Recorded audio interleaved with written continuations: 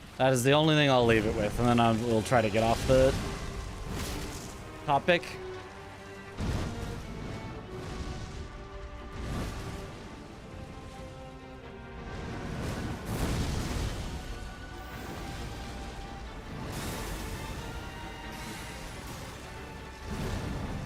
Hey, Sunflower, bring your head back here. There we go. Now this is a pretty optimal weapon for Sunflower. Opinion on Arby's? I haven't really had much Arby's. There's no Arby's near me, so...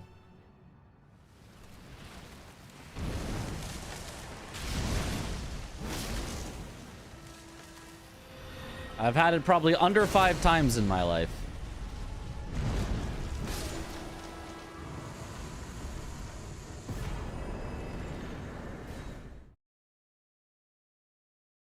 Skill issue.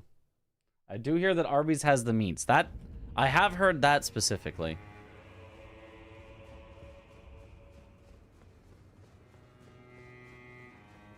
Is hot dog just an inverted sandwich? It's just a breaded a bread instead of tortilla taco.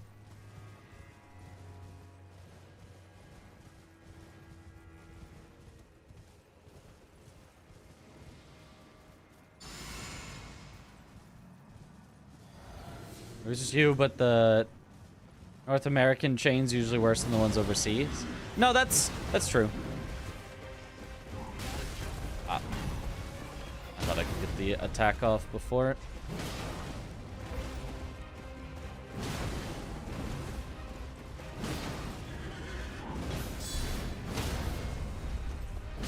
That works.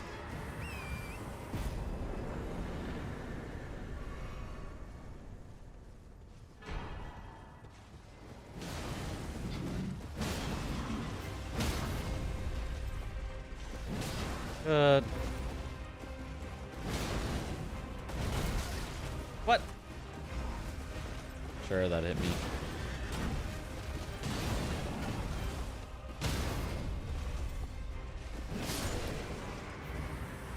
All right.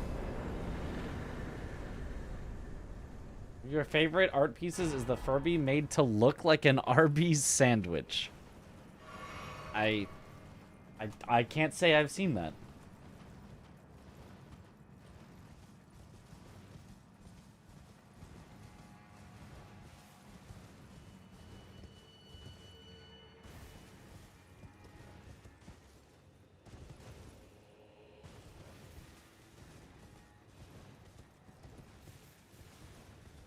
The other day you did cheddar jalapeno brats with fried onion crisps and a little smother of mustard.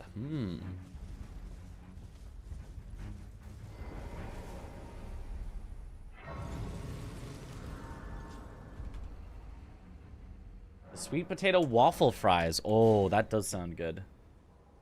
I'm a sucker for waffle fries.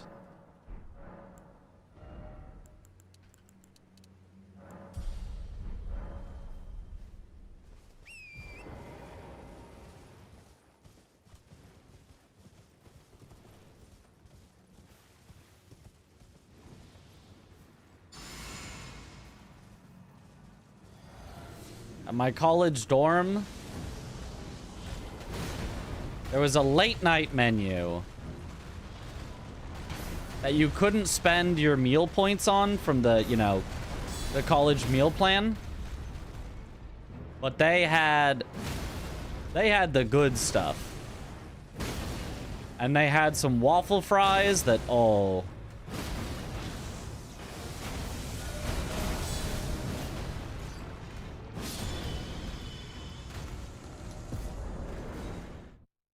Gold! Nice.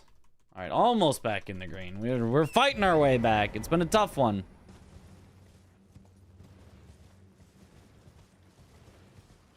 I'm a sucker for waffle fries and curly fries and fries.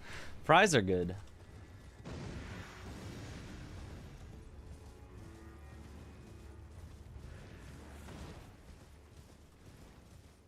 I don't know. I think outside of that, like, I think I would have like a quesadilla if I was actually hungry, but I would just go and I would just get waffle fries. That was the meal. I'd get a waffle fries and a soda.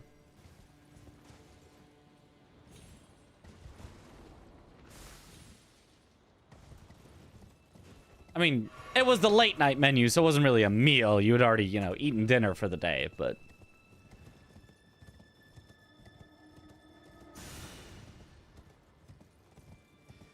Dipping sauce of choice. It honestly, it depends on the place. Like, for chicken things, I do love me a sweet and sour sauce. What do I go after this? It's not Metter. It's Geru. It's Geru. It's Geru. It's Geru. It was Geru. I looked. I checked. It was correct. Okay. Lost some time thinking, but got the practice of remembering where to go next after blow a finger, parentheses D. It's Geru.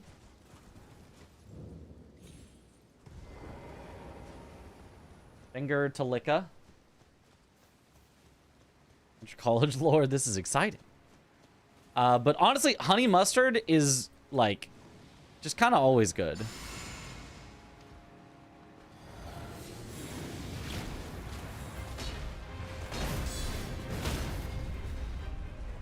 But also, if I'm at home and I just want to make something for fries or for, oh, not quite enough damage. Or for, like, I've got these mini corn dogs that I'll make up in the air fryer.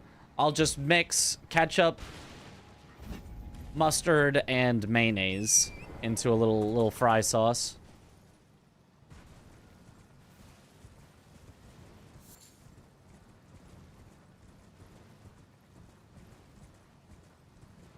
Honey mustard goated with the sauce. Yep.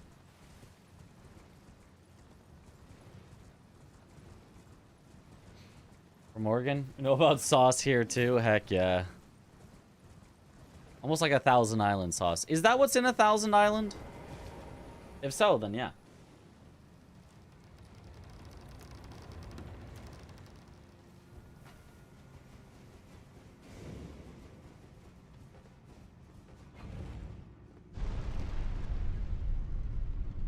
Imagine young Mitch studying hard to get his Sekiro speedrunning degree. Yep, that... Totally. Years before Sekiro came out. Name every island in the sauce.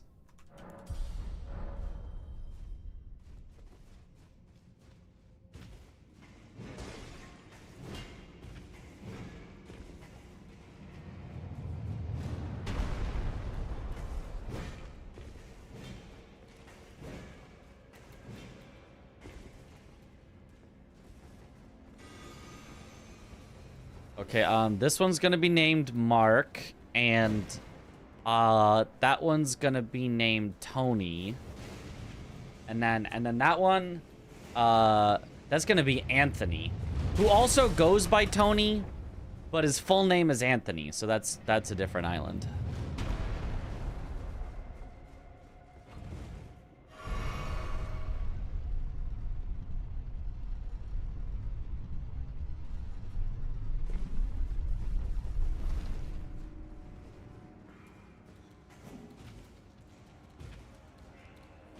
If you swap the mustard in that for barbecue, it's your favorite homemade dipping sauce. Ah.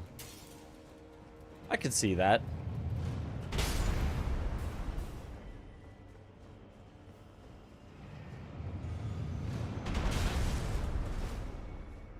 Barbecue sauce is very hit or miss for me, depending on the barbecue sauce. Like, there are some barbecue sauces from, like, actual barbecue places that are like, okay, this is the best sauce I've ever had in my life. But just like, I don't know, like a cup of barbecue sauce from McDonald's or something is like, ugh, what is this?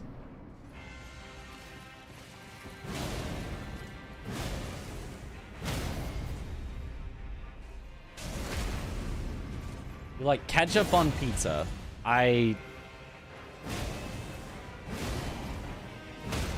It's technically using the ingredients of a pizza, the tomato, but I still disapprove. Asylum Sauce had too many name entries, so they gave up. Straight to jail. Sweet Baby Ray's Hickory Brown Sugar is the best store-bought barbecue sauce. I agree. Store-bought? Yes, I agree. The conceit is then the answer never was America, and this no. But I think the best that I had was from... That he would feel in the play. Do you America? Well, it is them. The fingers we all anew.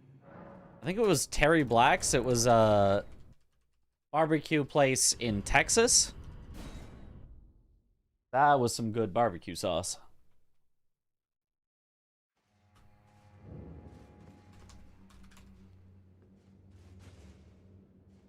You a hot sauce guy? What's my review on hot sauce? I will have hot sauce on some things sometimes, but not super often. I like the idea of hot sauce oftentimes more than I actually like the hot sauce.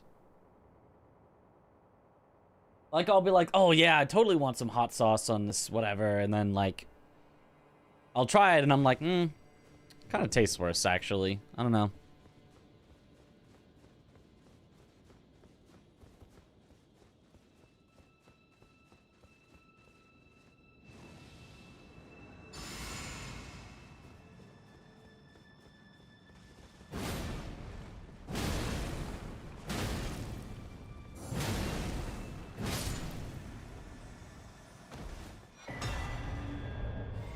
With exceptions, we have like a Chipotle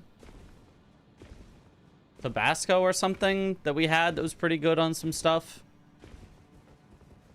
But I don't know, a lot of hot sauces, I'm just like, I could take it or leave it. One acceptable breakfast hot sauce, Cholula. Yeah, Cholula for some breakfast stuff, I will say I have had that and it's been pretty good. Sriracha's the only hot sauce I like, mostly because of the garlic in it. Yeah, I don't know. Like, it feels like if something, like, has it in it, or, like, it's naturally, like, part of the... what's intended to be there, it's like, heck yeah, a Sriracha, you know, something. Awesome. But when I add it, I always feel like I mess up the flavor. Like I do something wrong.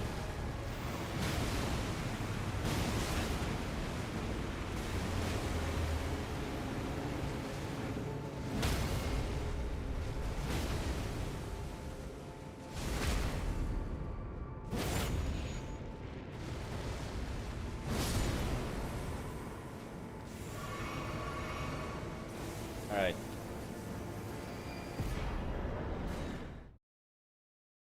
Still a little in the red.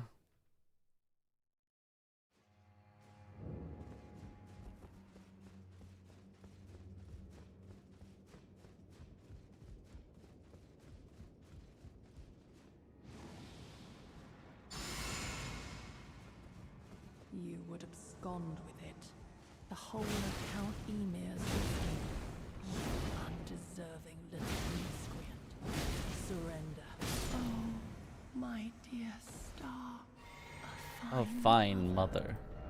You will be. You will be. My shining star, grant me a mother's strength. Look here at my fingers. If the sauce is good, you know the food actually sucks. See Raising Cane's. Perhaps. But the sauce for Raising Cane's is really good.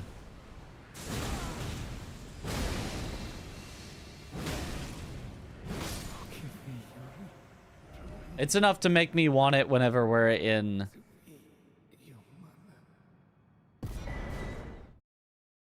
I think it's where we're going to be for SGDQ in Minneapolis. I think there's a Raising Cane's, because there's no Raising Cane's around me. So I never get to have Raising Cane's. And so when we're in Minneapolis, inevitably, it'll be late night. Everything will be closed in Minneapolis because they close at like 9 or 10 p.m. or something. In everything in the city. And someone will be like, let's DoorDash from outside the city some Raising Cane's. And I'll be like, heck yeah, throw in an order for me.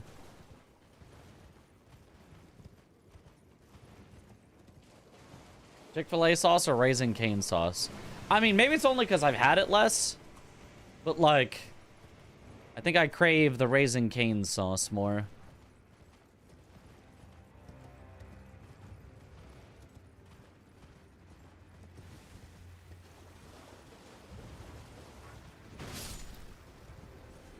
You refuse Chick-fil-A? Fair.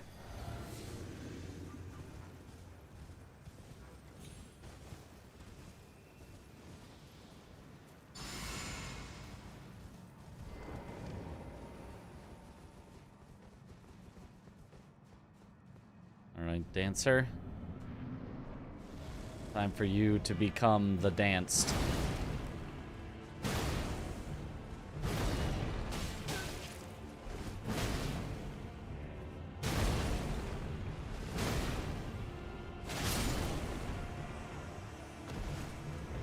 Now, Red Bear Man.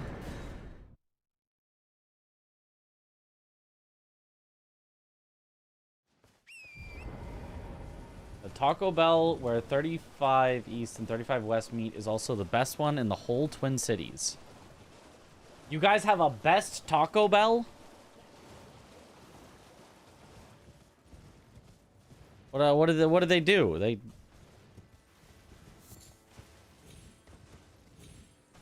I feel like all the Taco Bells would be the same. I mean, maybe that's not true. I do know that there is a difference between the fries at 2 McDonald's that are, you know, close enough to here that I could go to. One is usually the, like, soggy, like, not crunchy fries. And the other is usually the crunchy fries. Taco Time greater than Taco Bell. Taco Time more authentic than Taco Bell, but sometimes I just want them to put some stuff into a tortilla, make it crunchy, because they add crunch to everything, and I'm down for it. And call that good enough.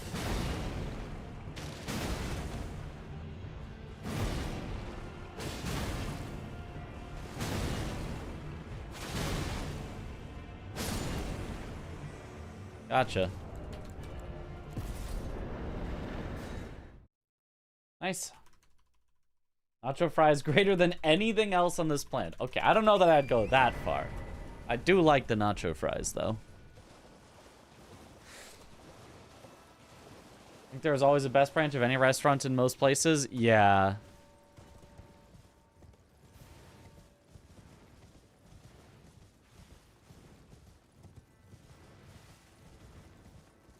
If you had to guess, do you think the best one is the one that follows the recipes? Because I'm sure everything at a fast food place is just, they give them a recipe and they just say to do it. Do you think it's the ones that follow the recipe the most to the letter? Or do you think it's ones that have people that go a little off recipe? A little... actually, it would taste a little better if it...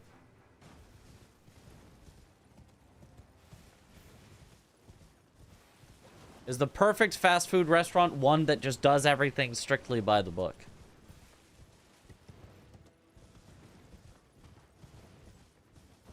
Pure blood, sweat, and tears into it. Mamas around the world never had a recipe. This is true. It's the freshness of the ingredients. That's also probably a big part of it.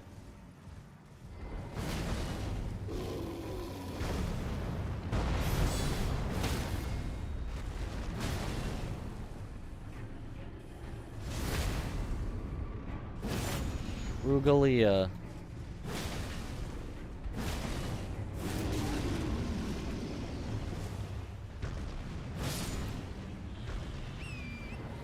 Getting hit there is optimal.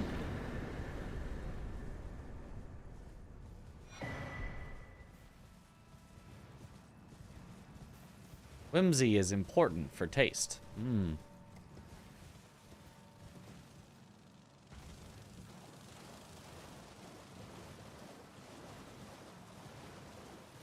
Like when it's assembled with thought and not just all slopped together. Nothing worse than a first bite and it's all sour cream. Honestly, I like sour cream more than any human being should. If I got a bite of all sour cream, I'm okay with that. My only concern is that there will be less sour cream for the rest of it. Like the split Red Bear, parentheses, bear. Yep. There's Red Bear Man, Red Bear Arugula, and Red Bear Bear. 3 very distinct Red Bears.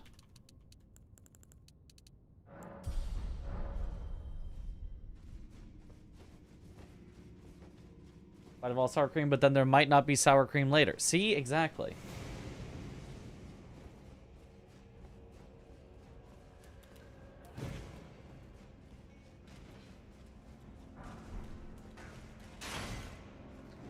Am I crazy that my favorite thing to dip chips into is sour cream?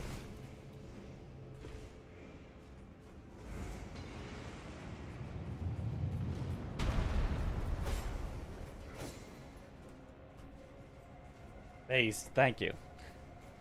Because my family are like, what are you doing? You're supposed to put them in like salsa or a thing, but I'm like, nope, sour cream. I mean, my mom does it too, so they can't look at me that weirdly, because my mom also likes the sour cream. But my dad and my brother, and my brother's best friend, who's our housemate. Do that all the time. It's so good.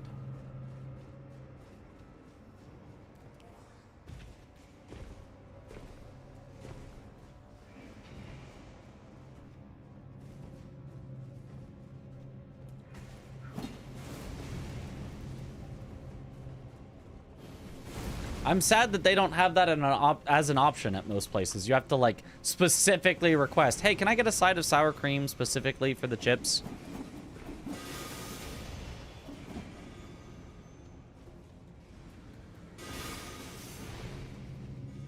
Like to mix sour cream with a packet of onion soup mix, just a dry powder for chip dip. Ah, a little sour cream and onion, just like the chips. There are chips that are sour cream and onion flavored. Yes, I see. Like sour cream into your hamburgers. You know, I've never tried that.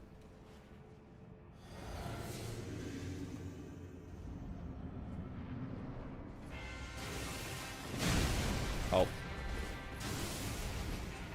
Fairly late. Oh, come on. Get hit, please.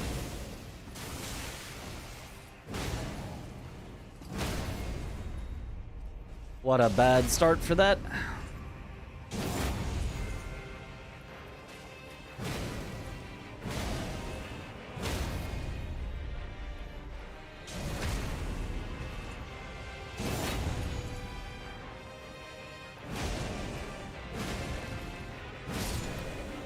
Okay, now it's Death Lion, Death Lion. Checking. It is. Okay, good. I'm remembering. My favorite boss, Midra.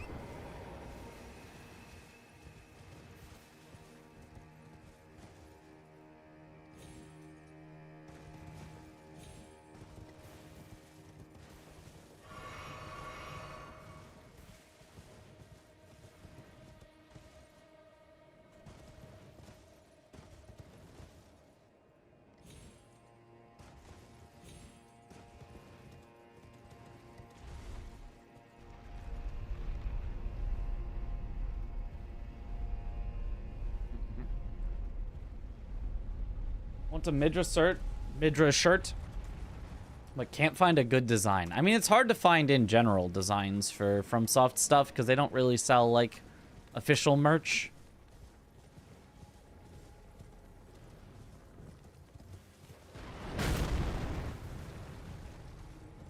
Aside from, you know, 18 inches of Mesmer.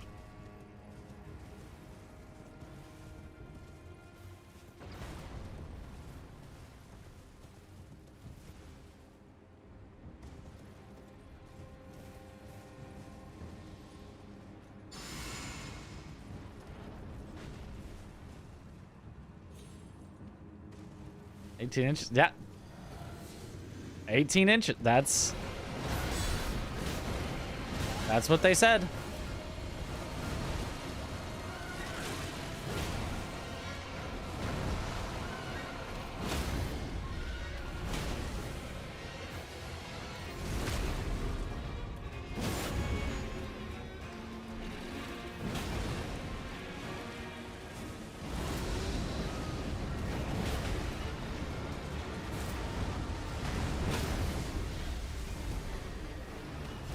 Alright, there we go. And now we're in cleanup, so it's Red Bear Bear. Frog.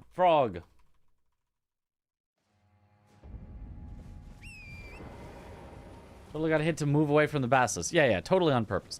Now, at the start, you have time to get a guard counter, but you will always be hit afterwards for getting it.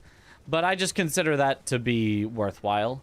I would rather get a guard counter and get hit afterwards than get an R1 and then dodge and then get another R1. I don't know if it's actually better, but I do like getting the guard counter, so I'm going to do it every time.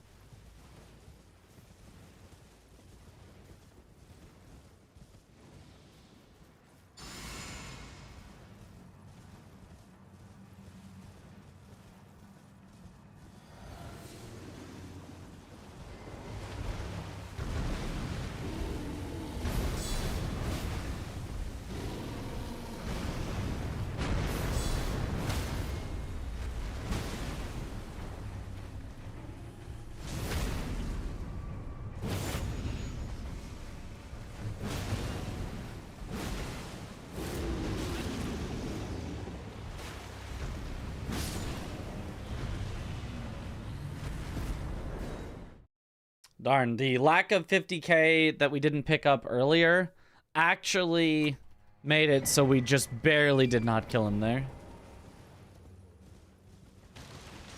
I might think about going slightly lower vigor until the end, because it would save me a hit on a Death Knight, and it would save me a hit on that Red Bear.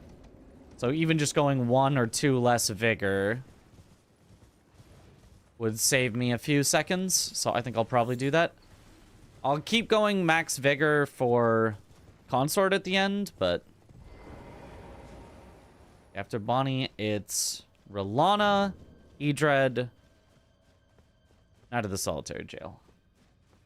Deflecteer is fun. It's so fun. It is the, I think it is the most fun thing to pair with a build in the entire game. Like, obviously, you know, weapons are the fun part. The fun part is you've got a weapon and it does its weapon stuff. But one thing to pair with your weapon, I think deflecting is the most fun thing you can add in the game. Sekiro tier.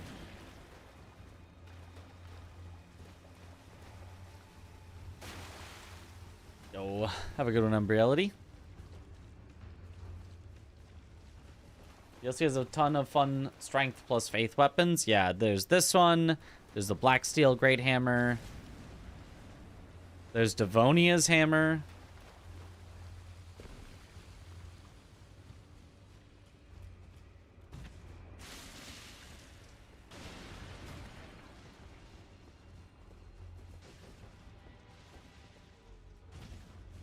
Done Convergence 3.0 yet? No. Is it out, or is it, like, just announced? I was thinking of trying Convergence, just for fun.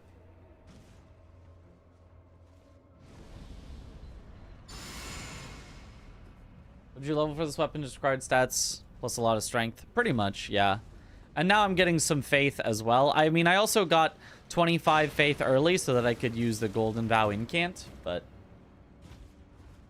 24th might have been wrong. Okay, okay. That's a little close to GDQ, so I don't know. Dom played it today? Yeah, but I know that he was selected to, like, test it out early. I think I also could test it out early, I think. In theory, I think I was also given a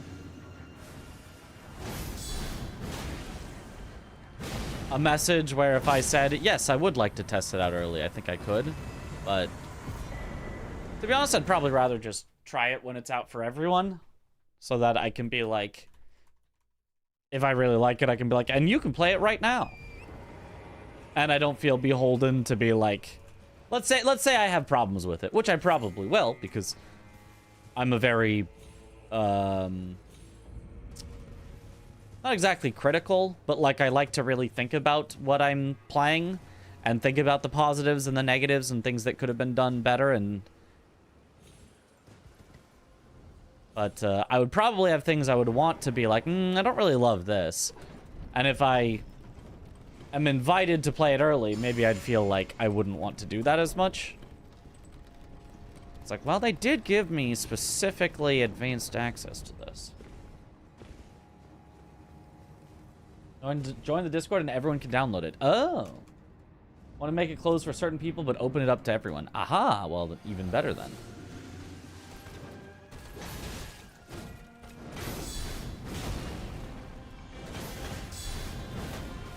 Aw. It's good enough.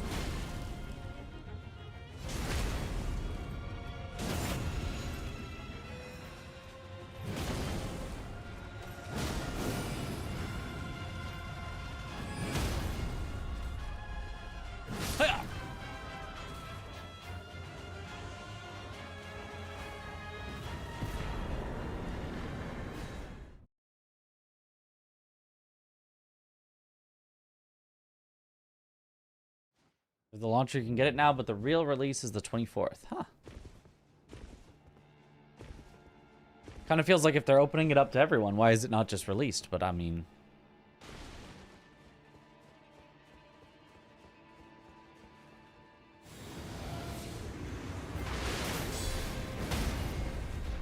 guess it doesn't matter. The information was out of date. Ah. So it's just released? It's just, like, officially released? Whoa! Hey. Get hit, please. Thank you.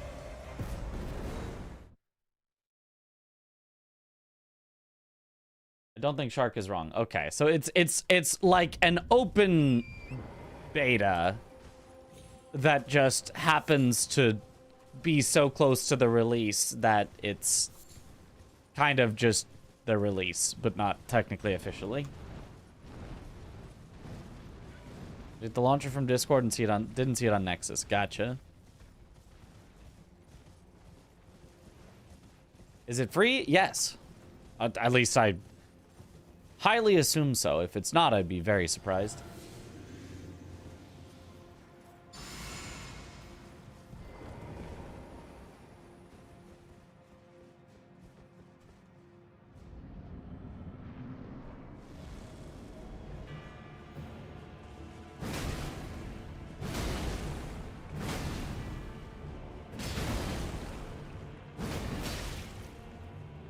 Okay, rude. He's just jumping over my attacks.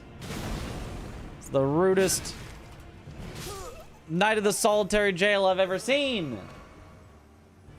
He didn't even attack me. He just jumped over my attack and ruined my loop.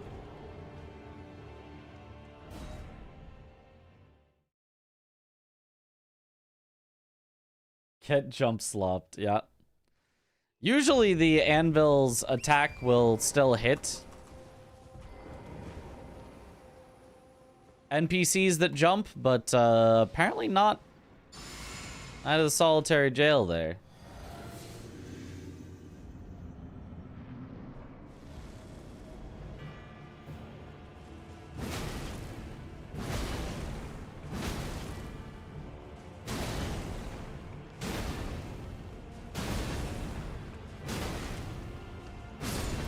There we go.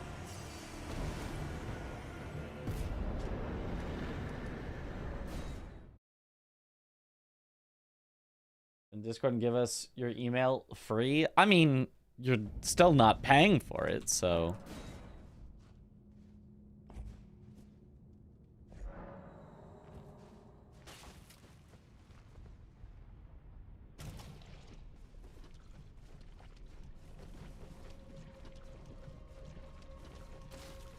I think that would still qualify as free.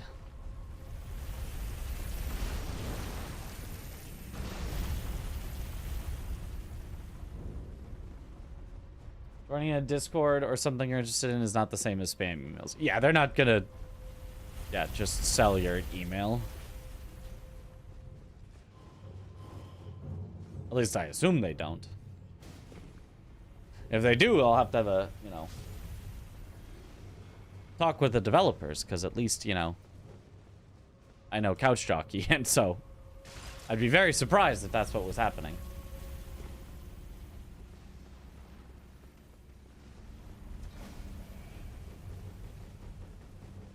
You miss websites. Like, specific websites? The concept of a website definitely still exists.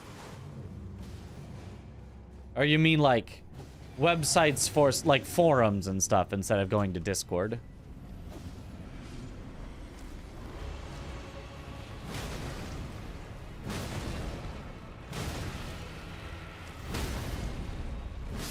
Bonk.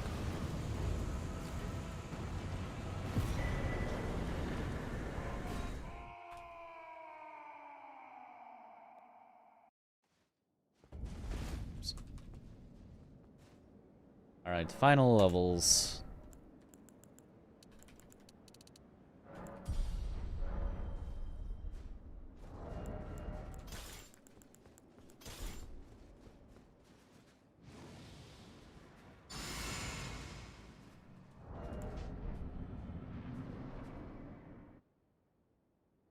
Go to a site to download something instead of having to join 10 million Discord servers. I mean, that is how it's going to be. It's going to be on Nexus mods.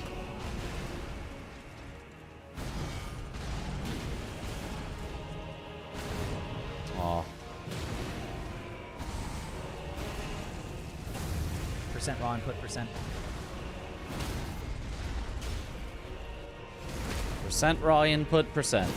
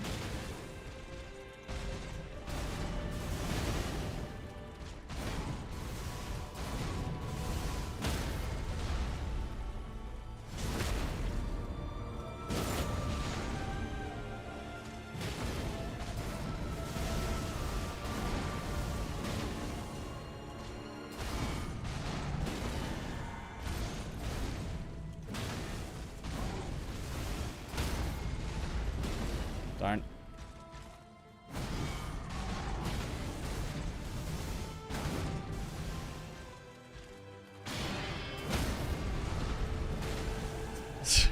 I keep accidentally staggering him when I'm okay with him lifting off.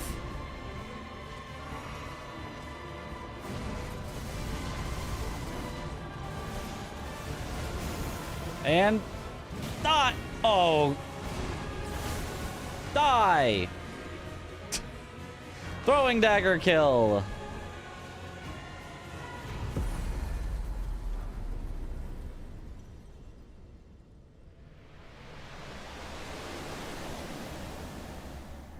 Can you believe Aggie got us all to hear Grandma? Yep.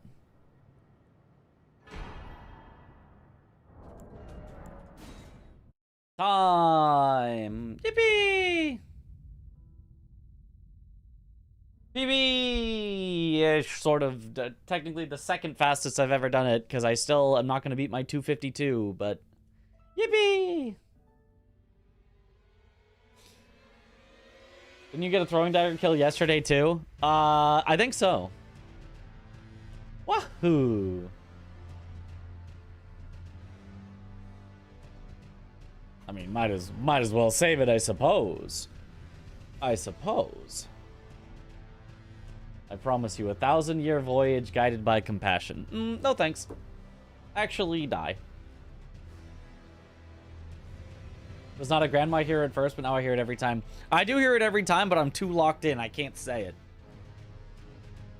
Was it 252? How was that run so nuts? I mean, technically it still lost 6 minutes compared to my sum of best, but it's just that in a 3-hour run, only losing 6 minutes is pretty good. Do I watch the World Cup? Not actively. Not really. I mean, if it was on, I'd probably watch like a USA game, but I don't really care too much. Yo, how the practice run's going? Well, we just got a 256. That's pretty good. That's pretty good. We'll watch after group stage. That's also, yeah. The like grand finals, whatever, whoever's gonna win the World Cup. I might watch that. Does winning money in an Overwatch event mean that Aggie and Chris are technically Overwatch pros now? Technically. At noon, USA versus Australia in Seattle. That's true. I mean, I won't be there, but I could watch it on the TV.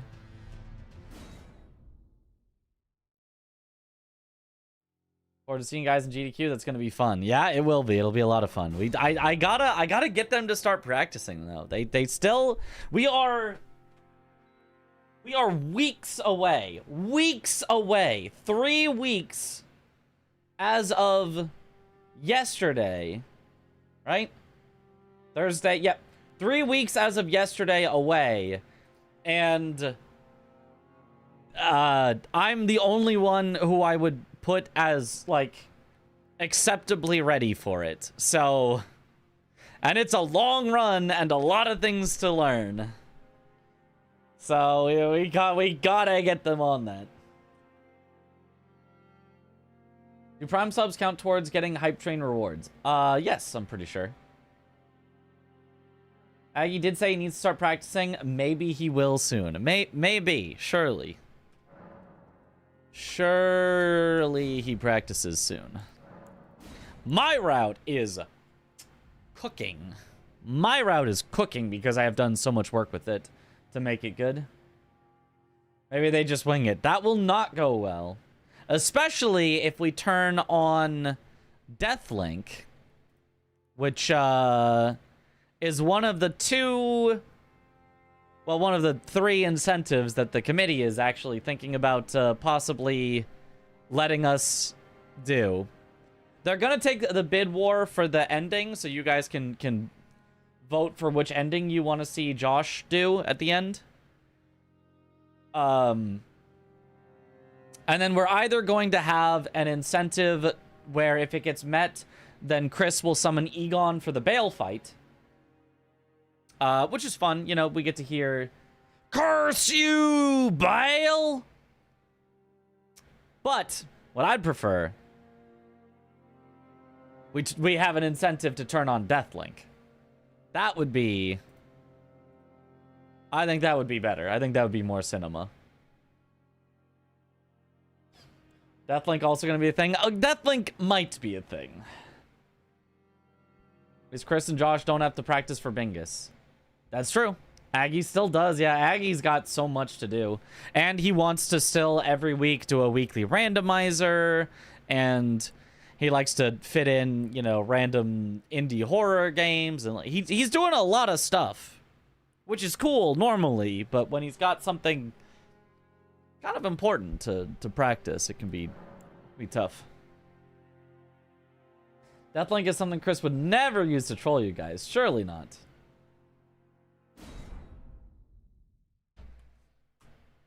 And his French challenge, yeah, I assume the French challenge is going to be sidelined. If he starts another DS1 French challenge run, I don't even... Like, technically, I can't... You know, I'm not his mother. I can't ground him from doing DS1 French challenges, but, like...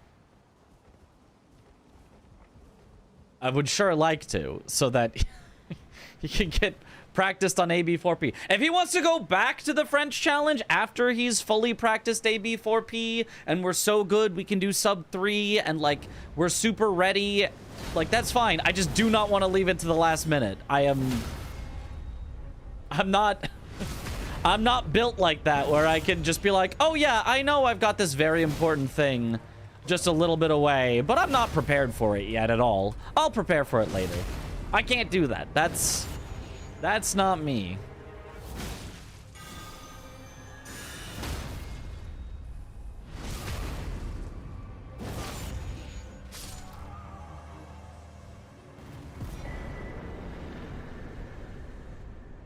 Oh. Get Parky to uninstall DS1 from his PC. Yes. He's excited because he finally passed the 2 bosses mark. I know, but it's going to probably take him, you know, 10 more tries to get back past the 2 bosses mark. Like, that's just how those randomizer things go.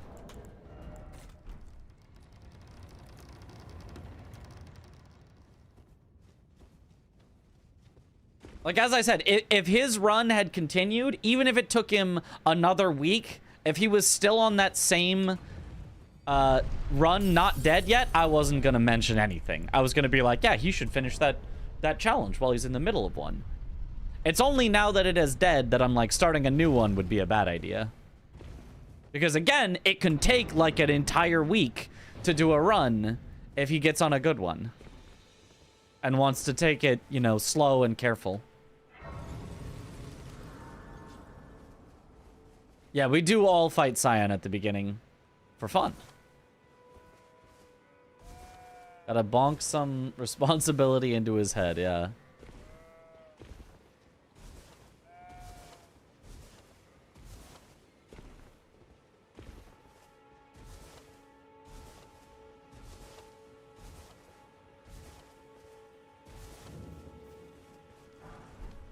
And I can also that you're not Ned Wine. I am Carl.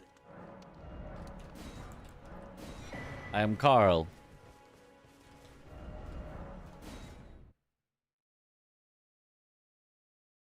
Has there been a practice run where you've all died to Scion? Nope. I think the most that have ever died to Scion has been 2 of us.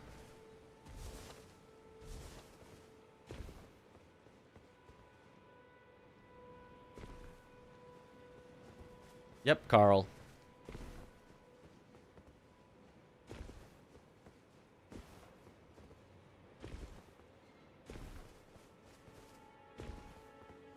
If we did all die, I think it's... Honestly, maybe it's Chris that would kill the Scion later.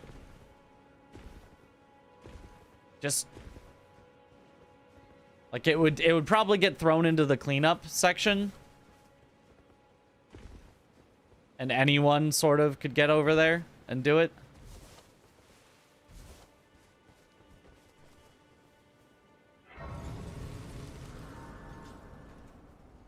Deathling for this would be fun, cursed but fun. Yeah, that's what we're thinking. It's not that bad to do Scion later, like 2 minutes maybe. It's a lot of walking. It's a lot of walking. I bequeath. It will sound torrent. Treat him with. Treat him with. It's, I would guess, probably over 3 minutes. But I don't know. Dan might know at least how long it takes to get up to the imbued sword key, because that's a bingo square.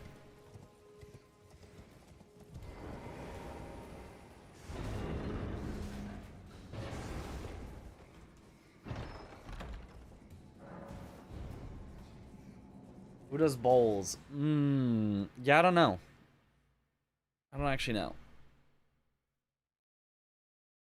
I'm a vibes guy. It's a solid, smallish amount of time. Okay.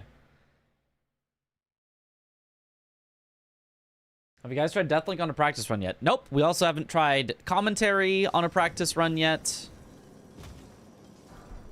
There's a lot of stuff. So, things we would like to get done before GDQ. Number 1.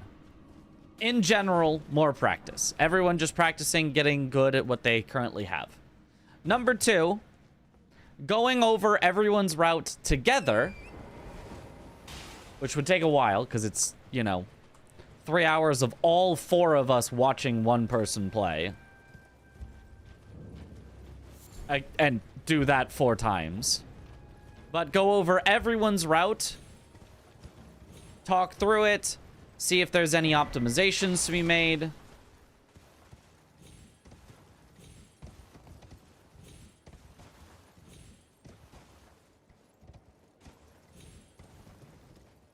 You know, maybe, oh, you're fighting it this way? I actually know of a better script that you could fight it this way with, you know. Just try to make everyone faster in whatever ways we can. We'd also like to practice commentary. We'd also like to practice with Deathlink. So,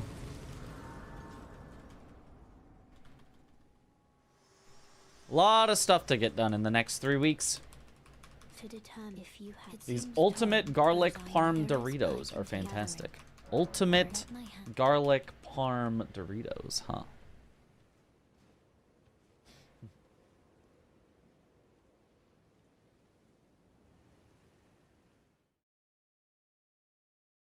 It does sound good.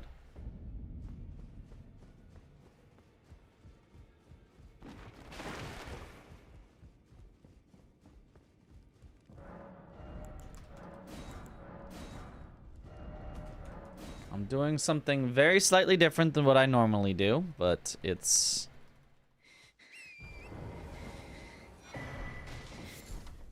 should save me a tiny bit of money later, not that it matters. For something that does not actually cost me money now, because I'm going to just give away the extra money later.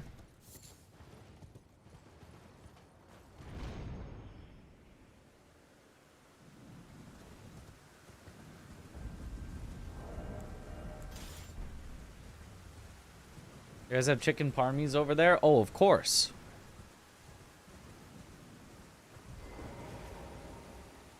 Chicken parm is pretty good.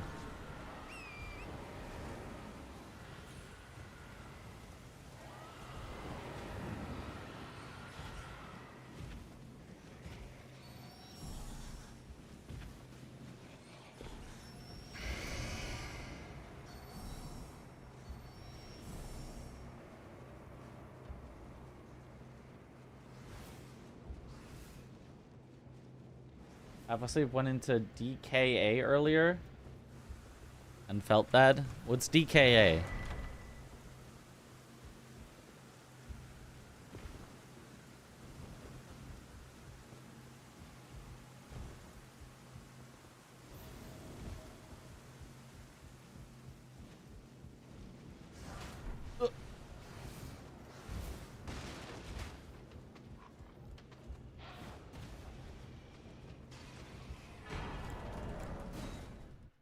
Okay, still in the green.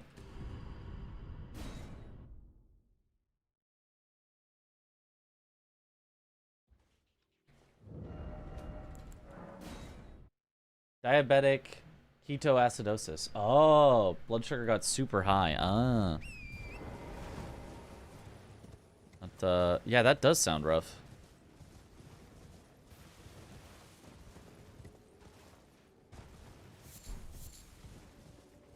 Is that like go to the hospital rough? That was not the right pathing.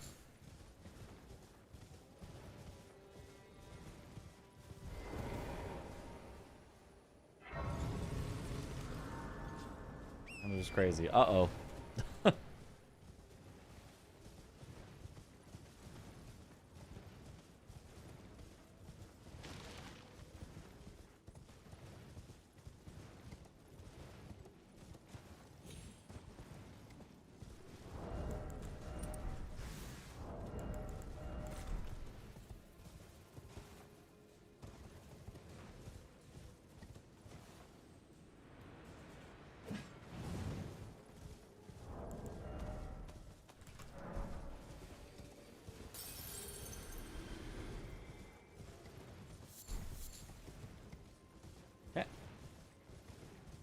Was 80 to 120. Okay.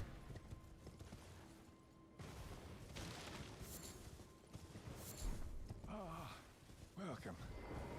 Well, you please. I'm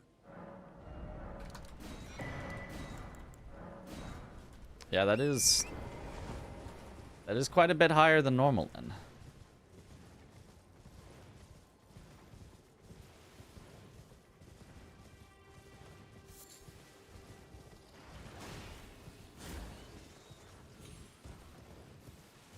Hope you're okay.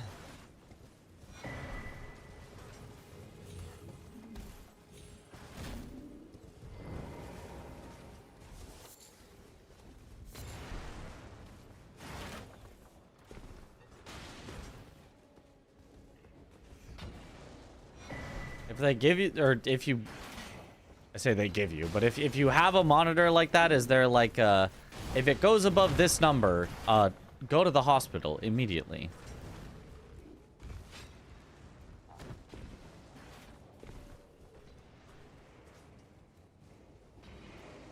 Okay now? Ton of insulin. Okay.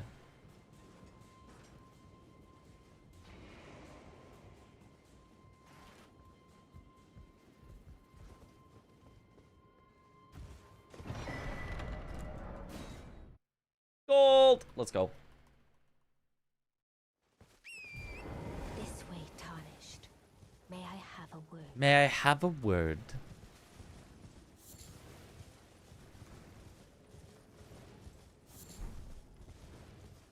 Gold.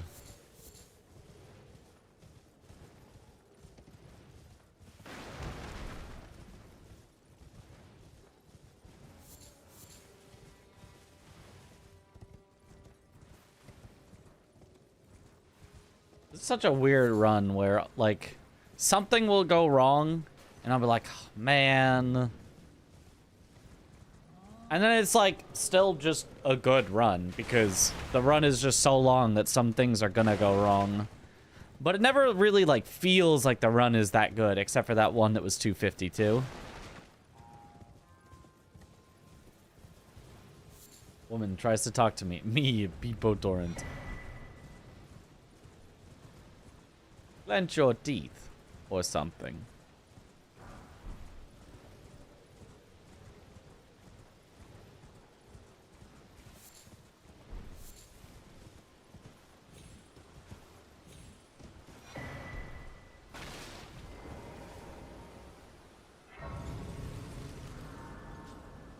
Learning prep is so boring on new runs, it's too long.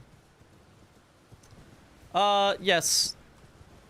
Yes, that is true. Yes.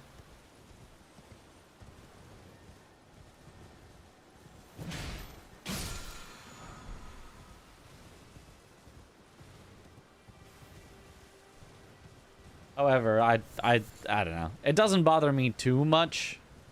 I mean, it does a little, because it's like, there is a lot of sort of downtime, but it's kind of still neat. Just perfecting your movement and stuff places.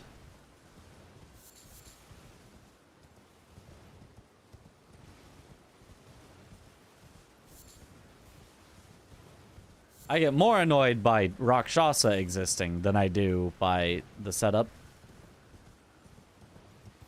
Or Magnus existing. Or Moog stalling.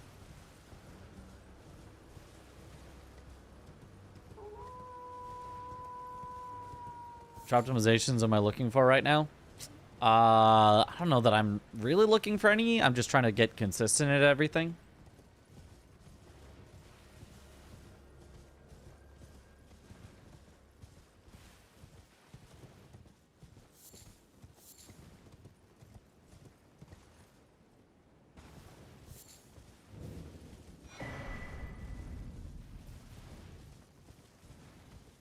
I think I've also decided that tomorrow I'm going to be productive. I'm going to get a haircut. Because I should get a haircut in advance enough of GDQ that it can grow back a little. It can be at a more normal amount.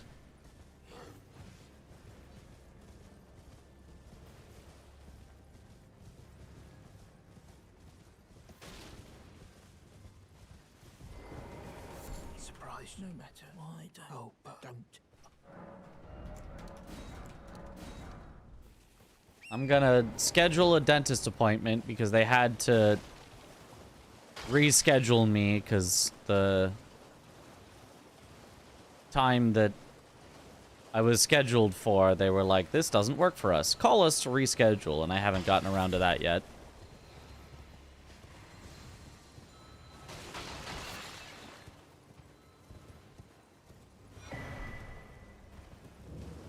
Once I get my haircut, I'm gonna make a thumbnail face and see if I like it for the Sekiro Archipelago video. Hair is less aerodynamic, just get rid of it. True.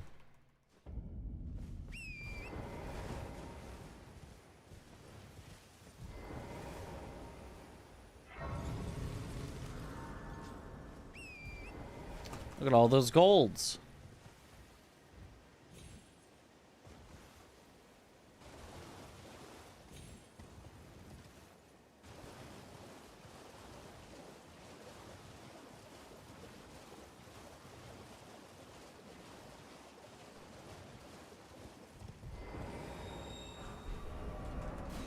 Oh, barely got that warp off before I got stuck in combat. Do the old face. No, I'm gonna do the tired face.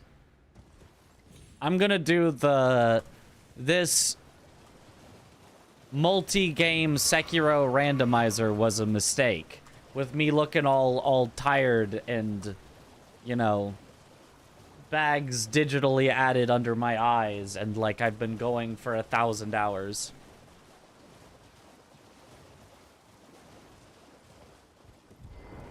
And see if that works.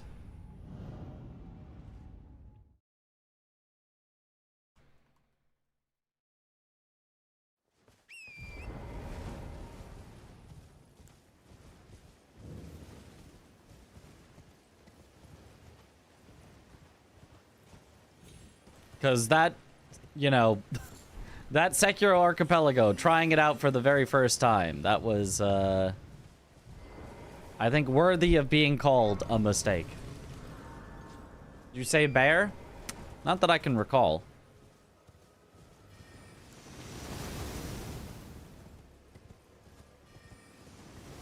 Is there anything else I was going to do tomorrow? Being productive?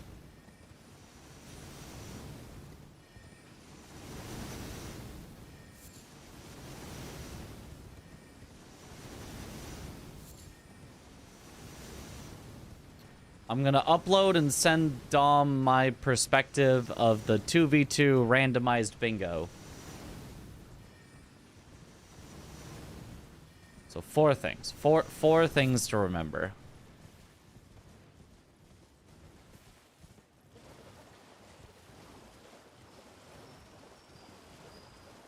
Bless you. Thank you for the bless.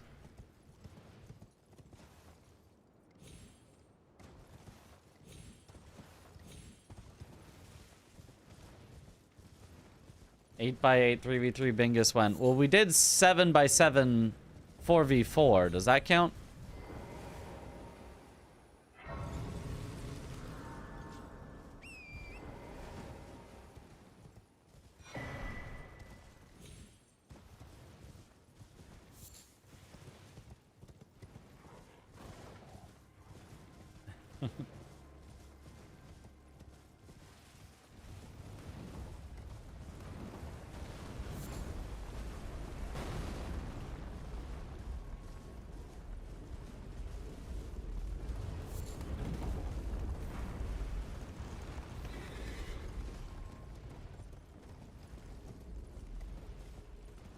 Randomizer Ringer was really silly, but also pretty fun. I'd watch more of it. It was fun. Not good for a league, but it was fun.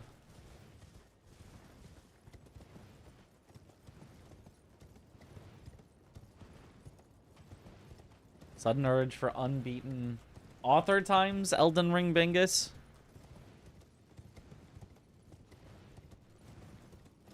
I mean, if there were author times to beat, that would be a lot of fun.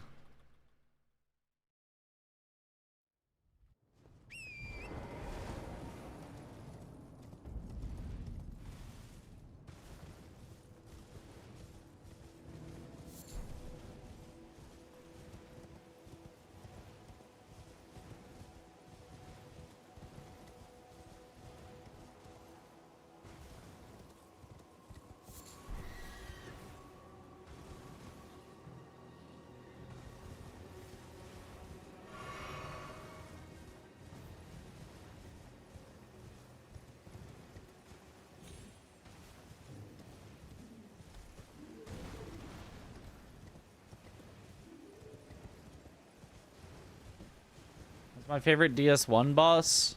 I don't know.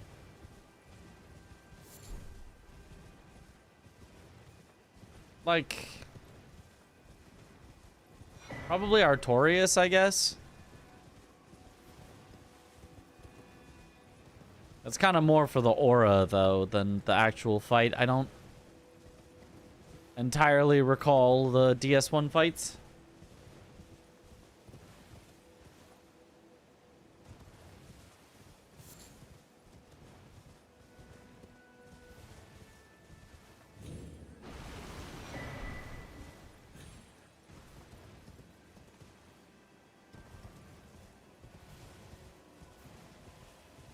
Like, I feel like I remember, you know, Artorias, for some reason, you can't iframe through his attacks with rolls, and it was actually kind of a bit annoying to fight him for that reason, but...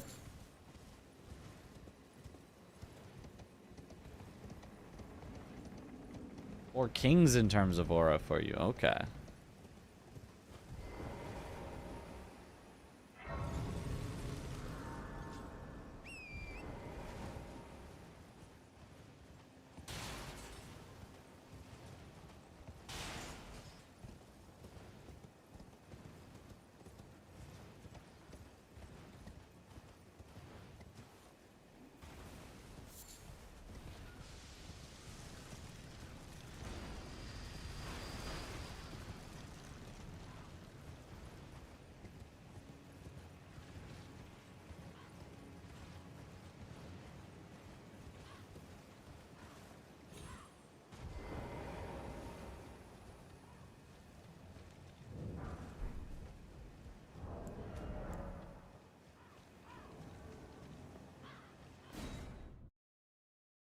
There's a couple of lingering hitboxes that require unintuitive dodging. Okay.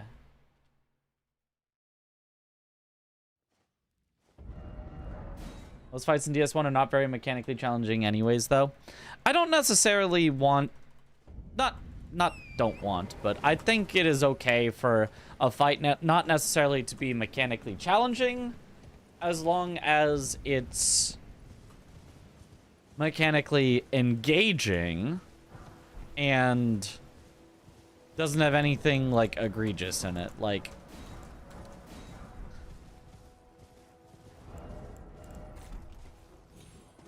I would rather have a fight that's too simple, but, you know, all the simple parts in it are good, than something that's complex, where you're like, oh, awesome, a nice complex fight, but a lot of the complex parts are, oh, well, that's stupid, actually. Oh, no, I hate that, actually. Oh, and then it flashbangs you and you can't see anything. Awesome.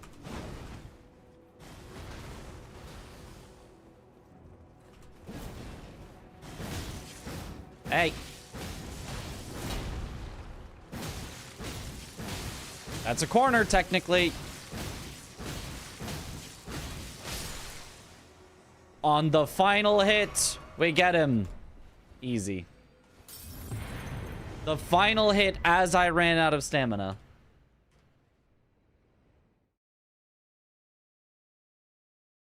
Cornered.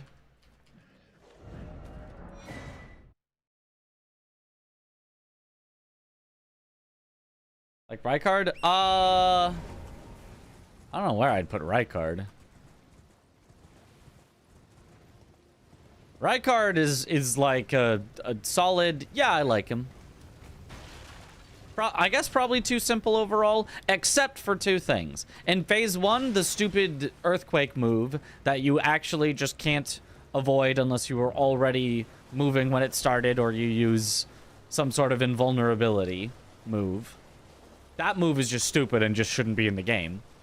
And in phase 2, the skull that follows you is like a little annoying, but like I can kind of be like, whatever. Oh, it's like a hazard that you have to avoid. I can kind of like get behind it a bit, but then the big phase transition where you just run around for actually 30 seconds doing nothing is like, that should just not be in the game. Who is Conrad? Well, I do the DLC. He's the very final boss that I would do in the DLC. His name would probably have something to do, whoops, with Con and or Rad. Hey, excuse me? Equip, excuse me, equip? God, I hate that pop-up.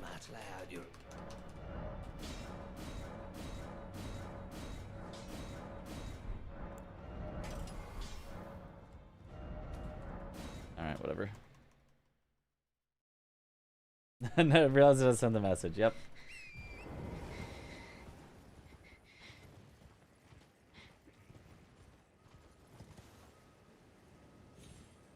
It is a funny little joke name we give. Rick's cousin. There can be something be simple yet engaging. Any examples? Me does not compute that notion. I mean, I don't think those two are in any way exclusive to each other. I think, if we take even the very first boss of Dark Souls 1, Taurus Demon, inarguably a simple boss at this point, right? At the time it came out, you know, maybe more complicated than, I don't know, other bosses in other genres of games. I don't know, probably not still, but compared to everything we've seen since then, very simple, but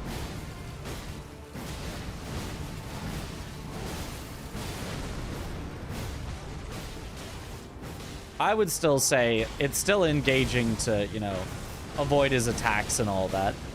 I don't think it's like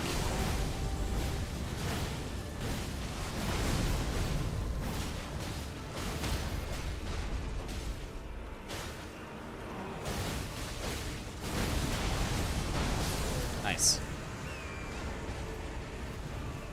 I don't think you can just, oh yeah, I'm just gonna not really engage with the boss. I'm just gonna kind of hit him and win. You still gotta dodge his moves. You still gotta, you know, play the fight. So.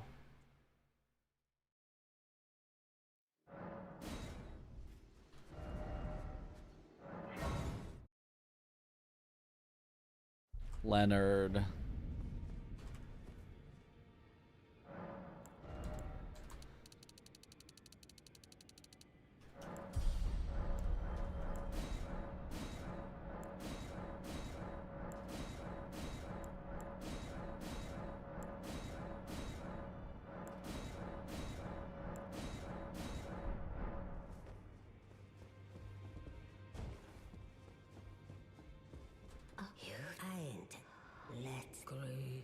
Until it will tragic across the far, but the Cursor Bray seek to become lethal.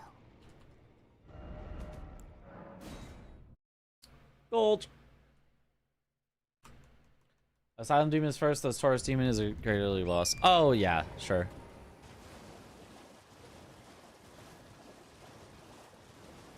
Asylum Demon, I think, is engaging on a first play, but is so far on the simple side that on a second play, you're like, no, I'm not really engaged with this fight. I doubt the words are truly. I believe even that's the. I'm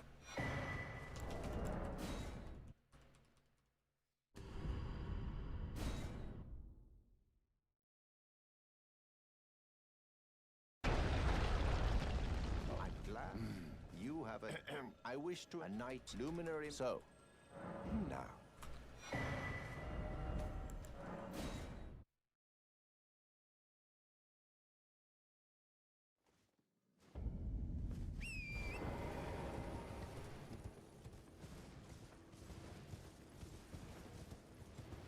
The fight is carried by being theatrical. I'm talking about something entirely different than that. I'm talking about the fight, not the circumstances surrounding the fight. I'm talking about the actual, like, enemy attacks that you have to deal with.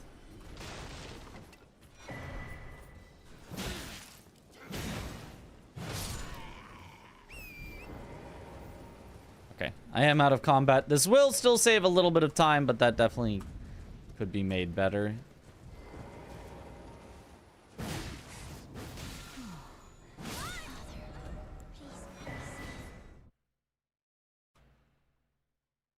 Just talking about, I don't remember exactly what the conversation exactly is or how it started, but at this point we're talking about how even a simpler boss can still be engaging, and if it is, it can still be a good boss. That more complex is not always strictly better.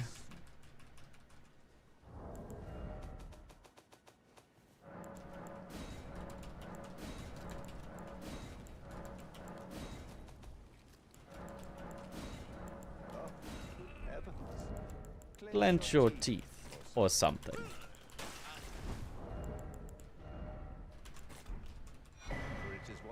You have. Genichiro? I would not classify Genichiro as a simple boss.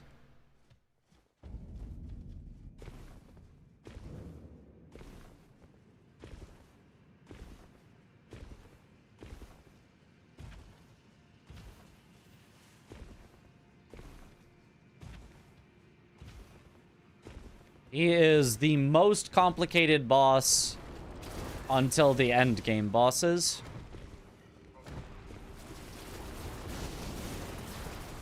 He's got like the most different moves and counters you need to be aware of, and phases, and he is definitely a complicated mid-game boss. But also, yes, very, very, very good. Guardian Ape is simple? No. Guardian Ape is also pretty complicated.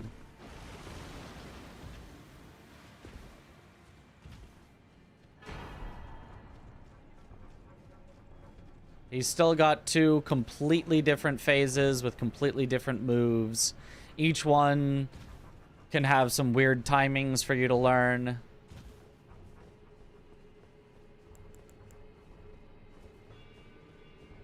He's got different grabs that you've got to avoid. He's pretty complicated.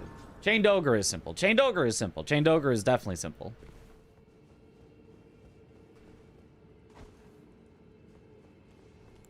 And for all the things you could say about Chained Ogre and all the things that people don't necessarily like about Chained Ogre, and especially it being kind of bad as a first teaching boss for Sekiro, I don't think one of the complaints that people would make is that it's not engaging.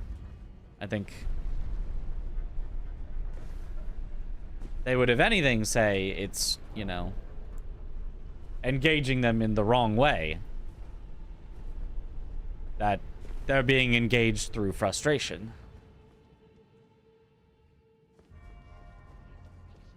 Is his skip simple, though?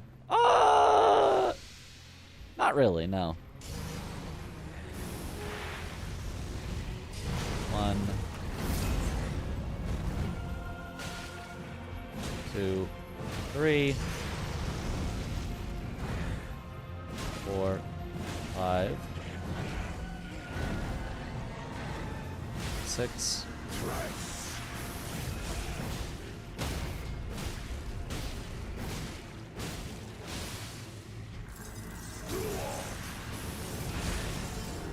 One, 2, 3, 4, 5,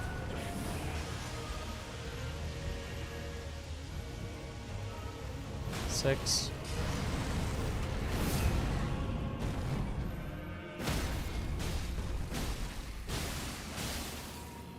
This should work.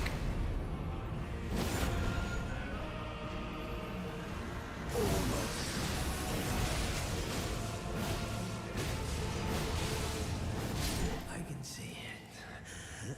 As clear as day. The coming of our dynasty. Mitch win.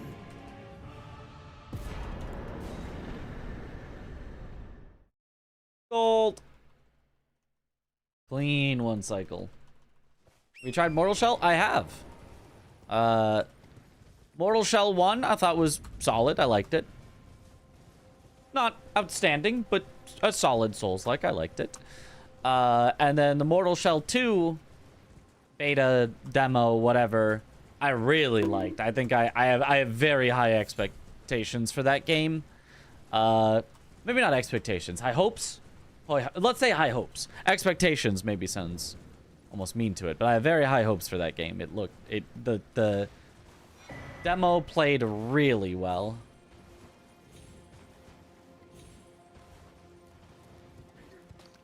I won't hold it to my high hopes and, you know, get let down if it's not a 10 out of 10 game. I will still judge it for what it is, but it did get me quite hyped.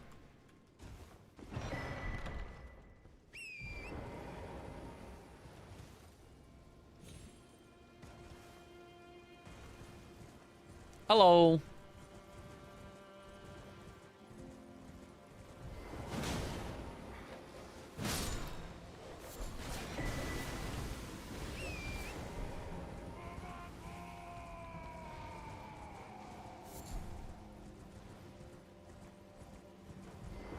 Thanks for 2 years of fantastic content, Mitch.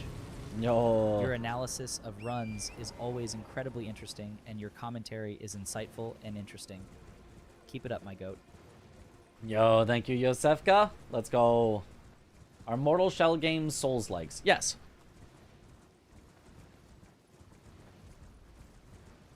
Absolutely, they are. Mortal Shell 2 is damn good. Well, the demo, it was very buggy. If it releases and it's exactly as buggy as the demo was, it'll be a little bit of a letdown. It'll be like, okay, you really should have polished that up. But assuming that they fix it up, clean it up, there's cool classes because they only let us play with one in the demo, and all that, like, yeah, it could be a really, really good game. You rest at bonfires and mobs respawn into Souls. Like, well, not exactly, but that's a whole conversation we had yesterday. Tips for starting class if I want to do bonk build. Well, you can just look at what strength classes have, and you can generally decide on that. Other good stats for bonk build are endurance, vigor, and optionally maybe faith if you want to, you know, there are some bonk weapons that are partially faith as well, and faith can give buffs and stuff. So just pick one that's got high amounts of strength, vigor, endurance, and or faith, and preferably low stats for the other ones so that it's not like taking up too many of your stat points. And then you can find some sort of bonk as you go. None of the classes really starts with a bonk except for Wretch, which you could start with, but you wouldn't start with any armor, so yeah, Hero starts with an axe, which is kind of bonk. Or Vagabond is often also a good general starting class for something like a bonk build.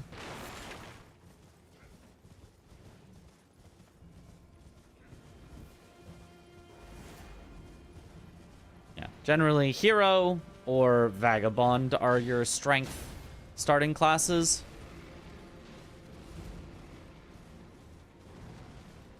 How do you teach rather than telling him this or that? Yeah.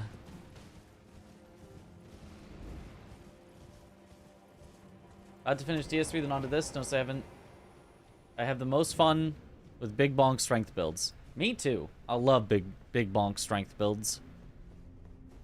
I started my first playthrough with a Vagabond, and I thought it was a good start. But I'm also a heavy armor big bonker, so I liked the knight armor. I liked the way that it looked and that it was like, oh, I can start with some heavy armor. Awesome. So that's what I did. But if you're more of a like barbarian style bonk, you know, lighter armor, then maybe Hero is more for you.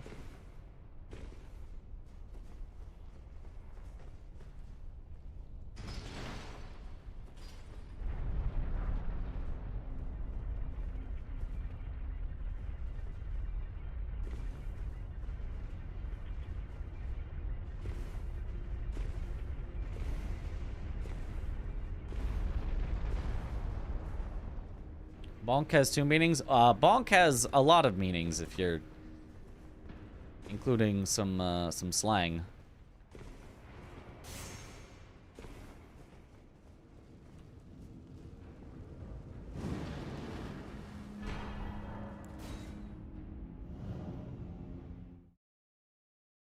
You jump like that to the pipe. I think that's kind of the intended way to get there, ish. I think. From after pulling the lever. I assume that's why it like lowers down right in your face to kind of show you, look, it's right in front of you. But I don't know.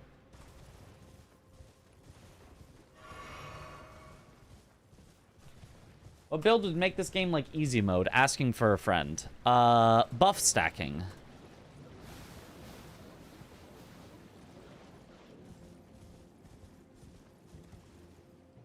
I mean, like, there's a lot of builds that are very easy mode. But the one thing that all of the most powerful builds have in common is they all stack a bunch of buffs.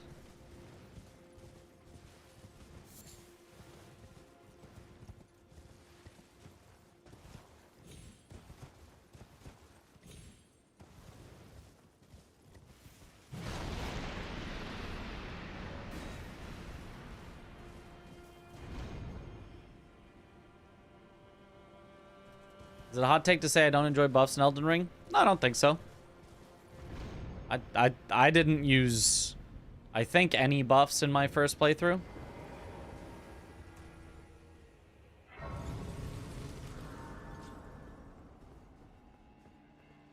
Yeah, I mean, Strength Faith is a good option for a make the game easy build. Just because there are good strength weapons. Not every good weapon is a strength weapon, but you can find good strength weapons. And Faith is a good stat for buffing. So you can get a good weapon with good buffs if you go Strength Faith. If you want to make the game easy, that is an option. Which is, in fact, exactly what I'm doing on this run. This speed run that I'm doing right here. You could basically copy my fit.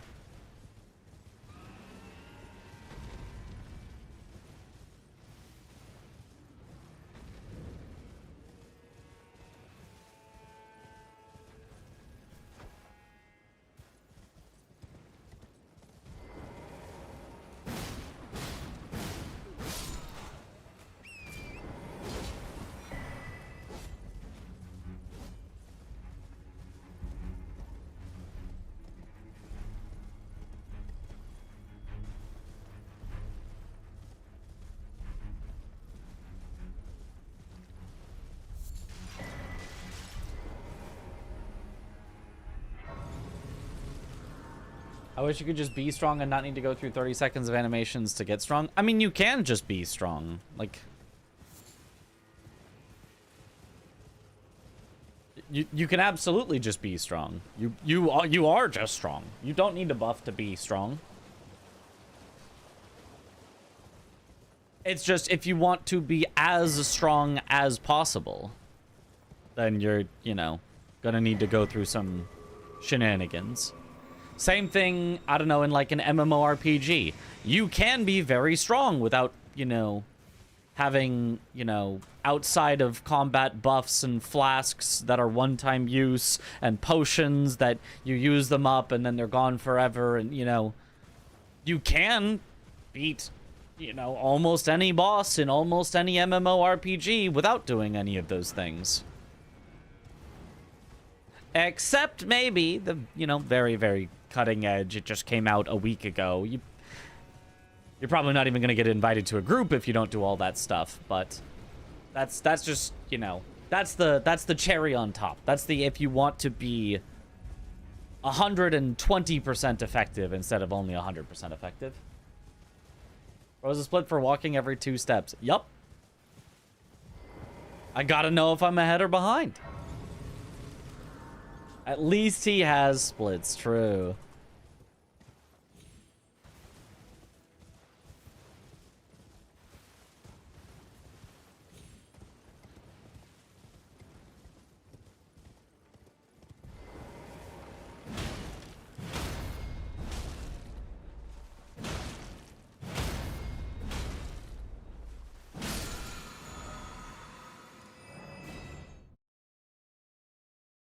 Gold. Notorious for not fully buffing defensive consumables and rated as a DPS. Just don't get hit. True. Made almost all those things 1 hour. It's a godsend because use them at the start of the raid dungeon and then forget. Yeah.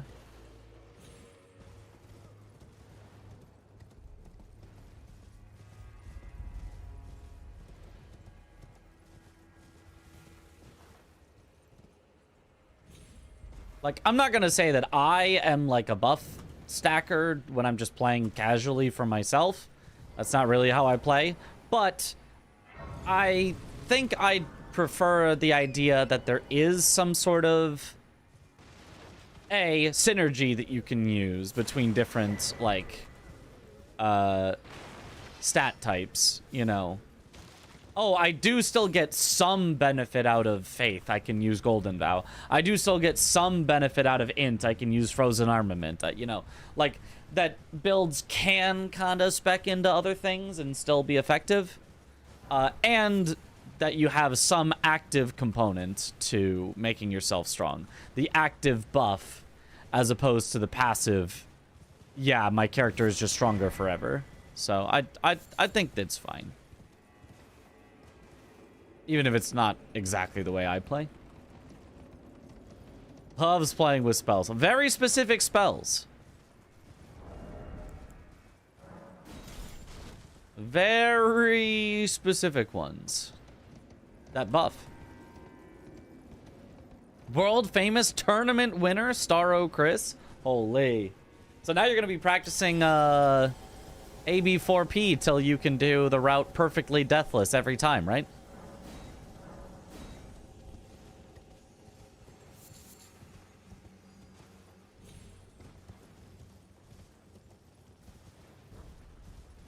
I think the Overwatch ladder is calling. There's no way the Overwatch ladder is calling.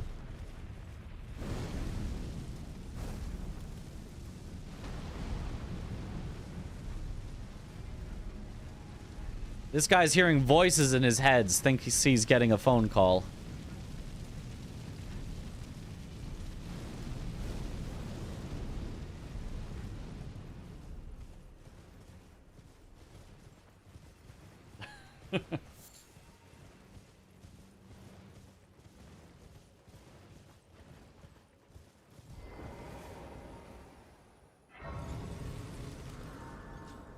Someone needs to be the anchor and die 6 times to Moog to keep the death link relevant. True, actually.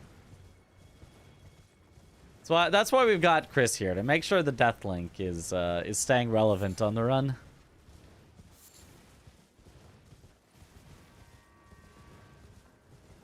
His viewership was kind of nuts playing Overwatch. You mean like the combined viewership? that while they were doing the stream together. It was a lot.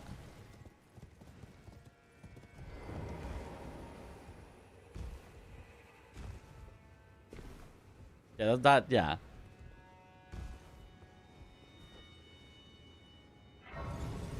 Yeah. Yeah, their captain is John Overwatch, yeah. He was even after it was pretty solid, to be honest. Okay, cool. Overwatch is still pretty popular. Why are they playing Overwatch all of a sudden? Because there was a tournament, and the tournament was for people who haven't really played it that much recently, I think. I don't... Kind of a Twitch Rivals-esque thing, I think. Like, you didn't really need to have that much experience. And then... I think Chris and Aggie basically smurfed a little, because I think they went in as like, oh yeah, we don't really play the game. And then Aggie was like Diamond in a previous season or something.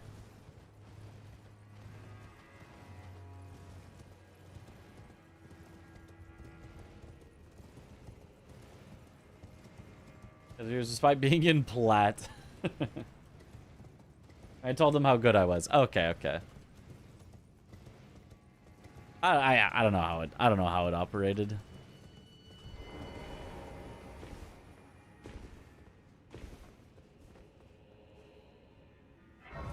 How good were you, Chris, huh? He knows.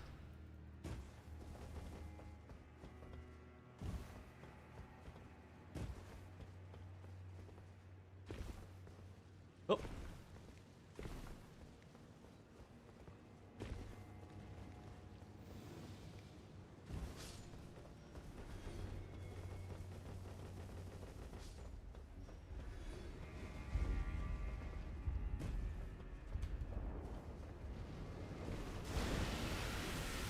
But how good are you at all bosses 4 players? Are you plat in that yet?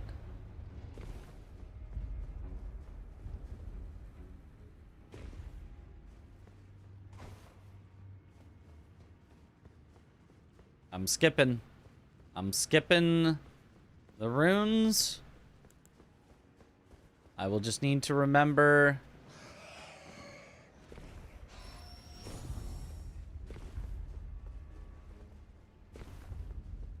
to only go, let's say 55 vigor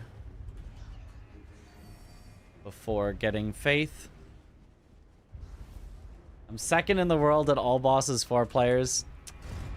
Yeah, but second out of 4, 75th percentile actually isn't,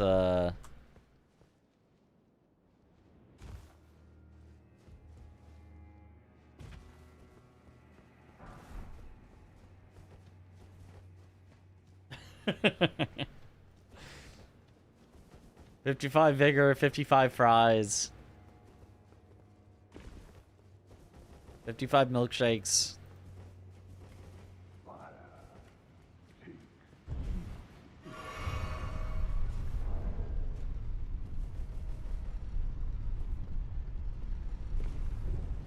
Chris won the tournament insta-queue for ranked and then lost that match.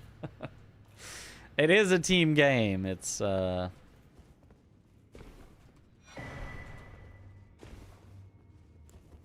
exactly won or lost by one person.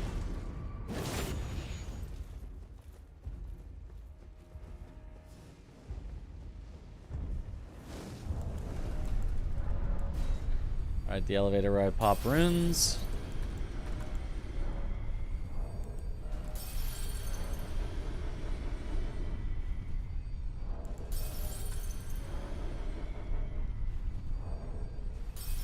Rune elevator.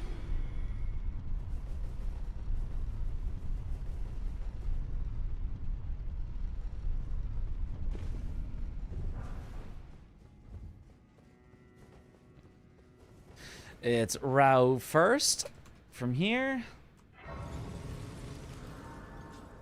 We're down to practice like all weekend, by the way. Let's go. I too am down. Did Aggie say he was busy this weekend? I don't remember.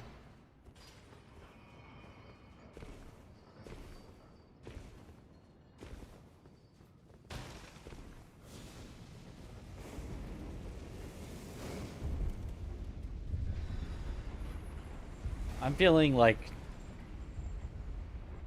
I think I'm as prepared as I almost could be at this point, which is exactly what I want to feel like. So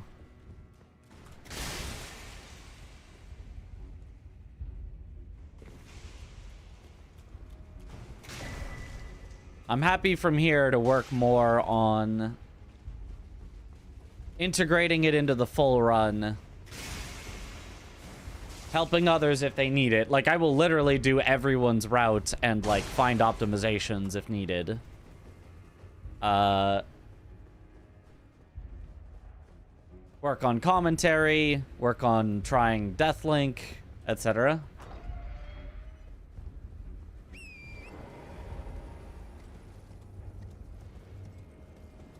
I think maybe Sunday you said at the earliest. We can figure it out. Yeah, yeah.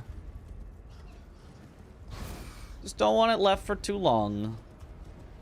Just because, you know, we're 3 weeks out, and honestly, for a solo run, 3 weeks out, I would not be stressing almost at all.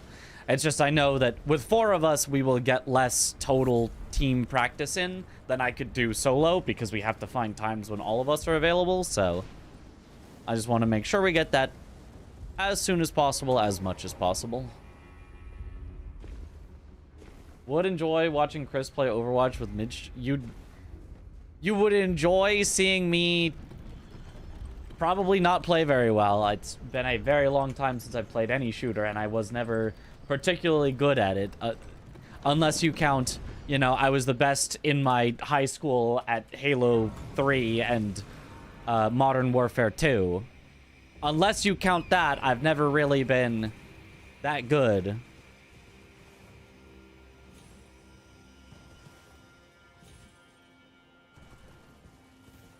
And I'd just be complaining about the enemy's team the whole time. Oh my god, this stupid character can just dive me from a mile away, instant kill me. Look on the kill cam, he literally shot 1 shot and I died. How is that fair? That's what you want to see? Because I'm telling you, that's what it would be.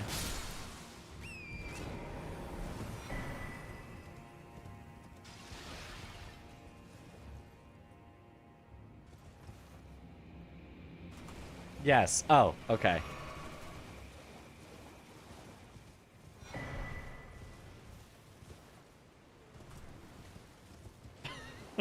That's basically all Overwatch streams. Perfect, yeah.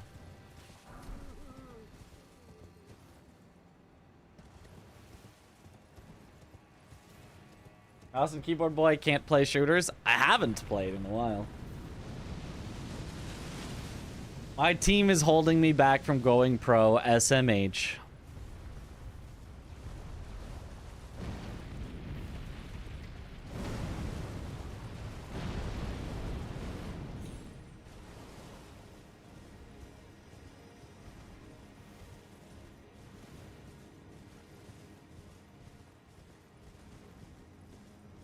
All the time but one stream, sure.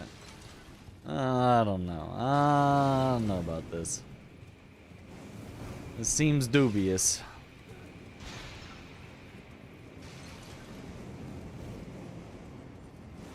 SMH my head.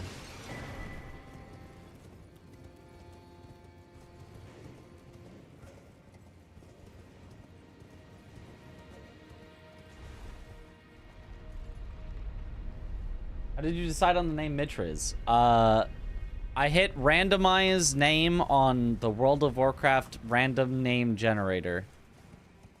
And it came up with Mitris with an S. And I said that's a little awkward to say. I'm gonna make it a Z.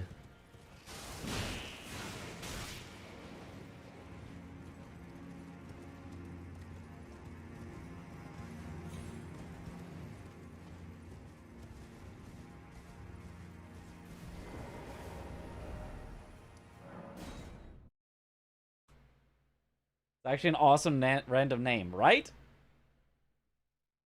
I mean, it probably... Oh, game crashed. It's less than optimal.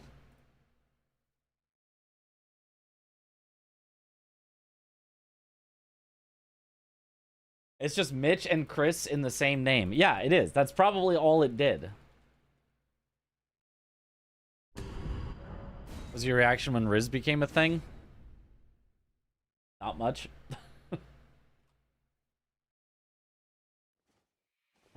Oh, and it didn't even warp me. This is so sad. I got Warmish Cookies as a random name once. I like that enough to be your name some places. Nice. Hello.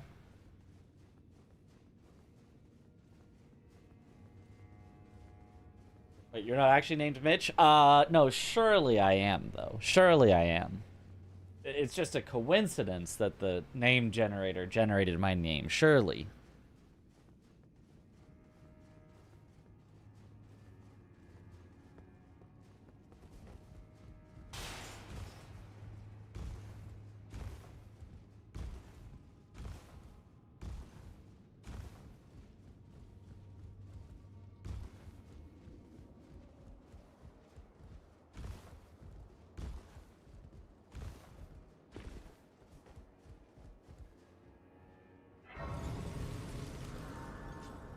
Okay, 42 seconds lost to a crash.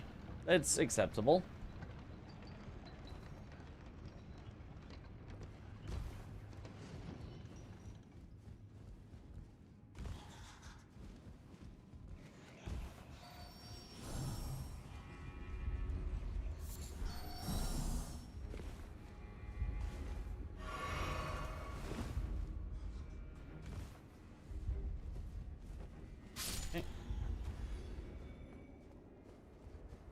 You believe that pre-nerf PCR was unfair to no-hit?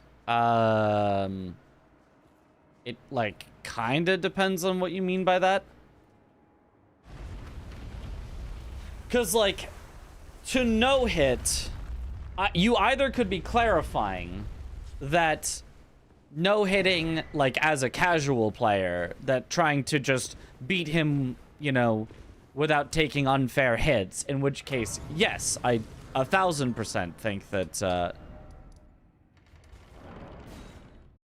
PCR prefix was unfair to a casual player trying to beat Consort and trying not to get hit. 100%, 1000%. Do I think it was unfair to a no-hit runner that practices the run 1,000 times and figures out the exact optimal strategy to avoid it? Like, not really. Like, they figured out how to avoid it. There were technically ways to avoid it that no-hit runners figured out, so...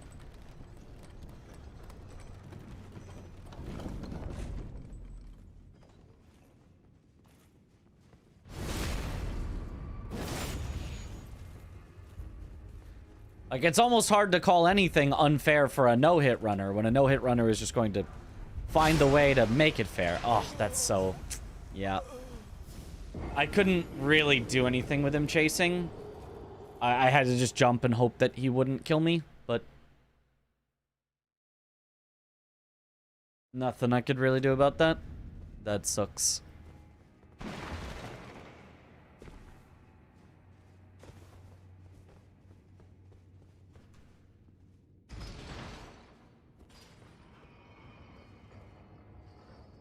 He's your first boss to no-hit and had to go through it pre-nerf, which consumed a part of your soul, but no, I just enjoy his fight after understanding the whole moveset.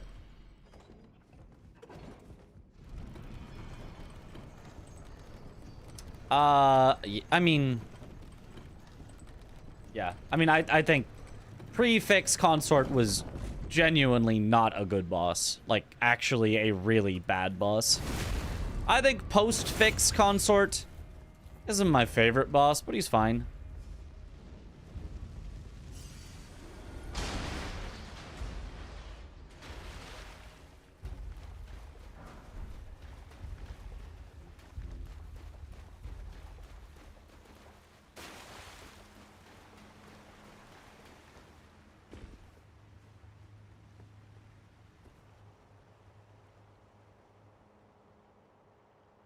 Worse than Gary?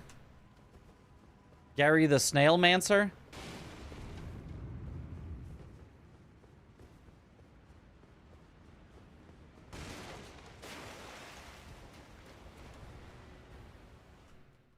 I don't know. A different.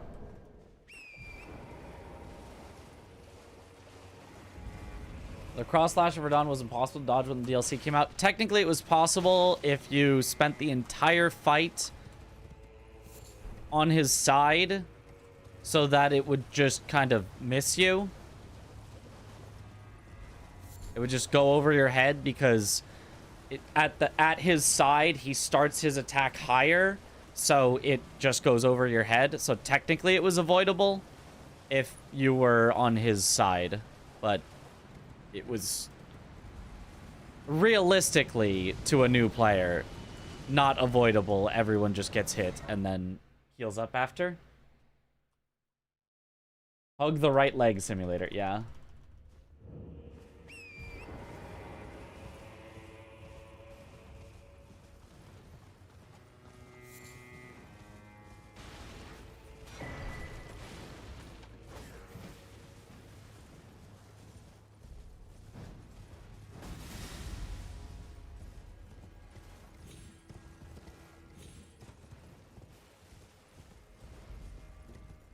Skadoo Goblin time. It's been Skadoo Goblin time.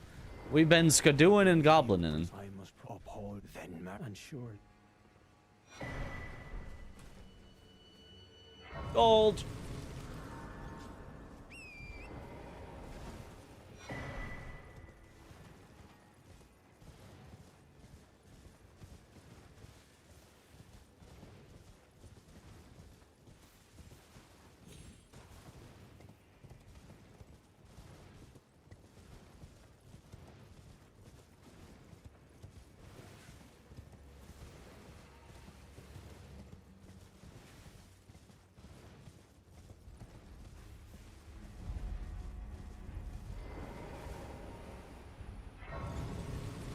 You ever get bored doing speedrun practice? Occasionally. If I'm really bored, I'll just stop. I'll just do something else. But,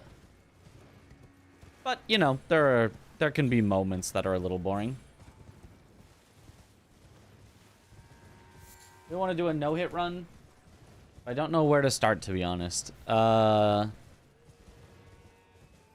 Basically, you start by copying someone else's route and then just doing what they do. Those stripped of the grace of gold shall all meet death in the embrace of Messmer's flame. Or if you don't want to do that, then, I don't know, I guess you just start making your own route, but it'll be tough. Most of the routes you'll see from established runners have been honed and crafted over many years. So trying to come up with your own thing that works just as well is really tough. When bingo? After this practice run. We'll see if people are on to watch their bingo. Earlier when we started, there was just no bingo happening. Nothing to steal.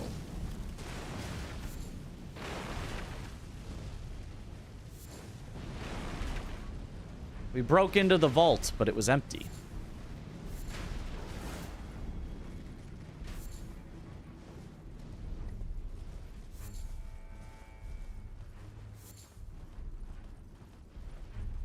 Probably some YouTube videos about how to do them. CBD might have one. I know CBD has taught several people how to do no-hit runs.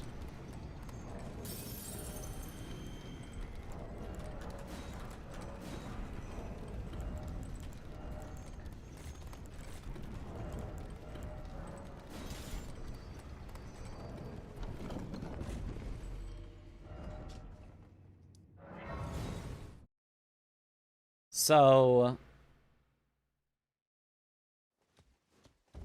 if you watched him teach someone else, it'd be like he's teaching you as well, if you think about it.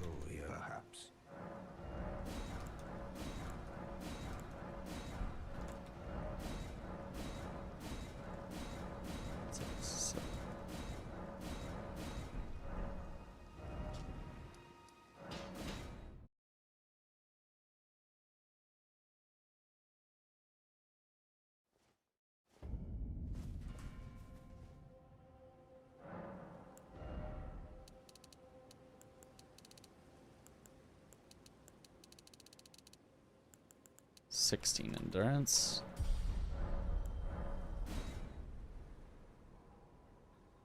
Do this just in case.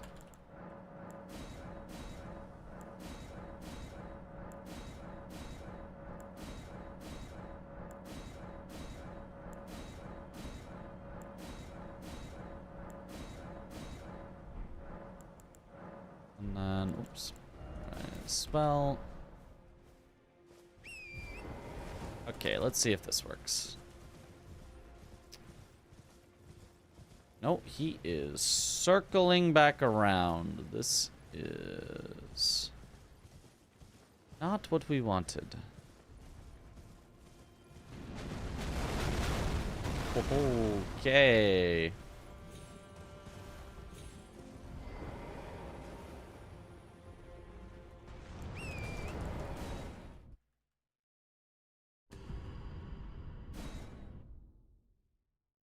Are you sure you want to upgrade? Can you confirm?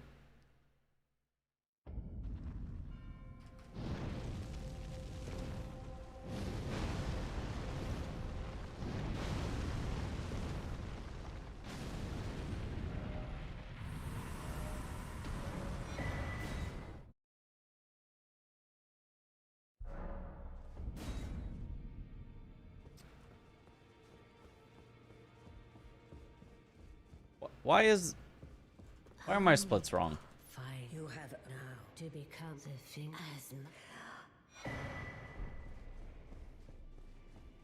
Deflecting hard tier should be right there. Oh, it is. Wait, that is deflecting. Oh, I forgot. I forgot that I put all the stuff at the front. Oops. Okay, it did split correctly, and I'm a silly Billy. All right. Still works. We're still in the green. This is fine.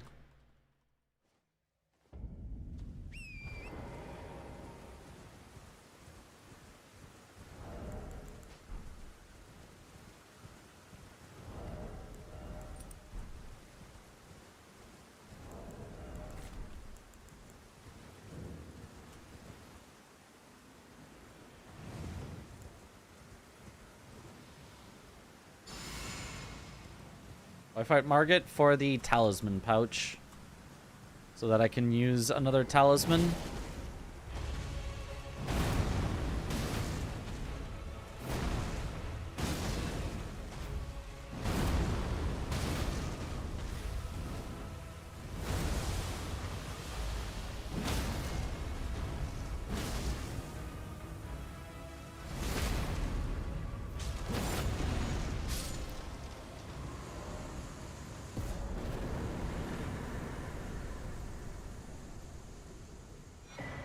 Four separate games. There are no mods for this run.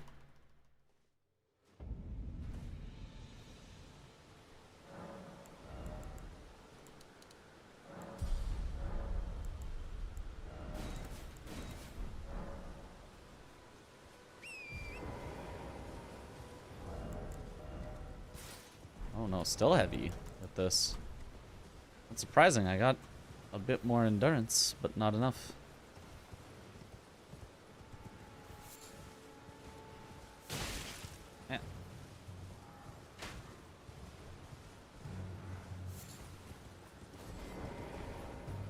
Unless I leveled up something that wasn't endurance. I think I did.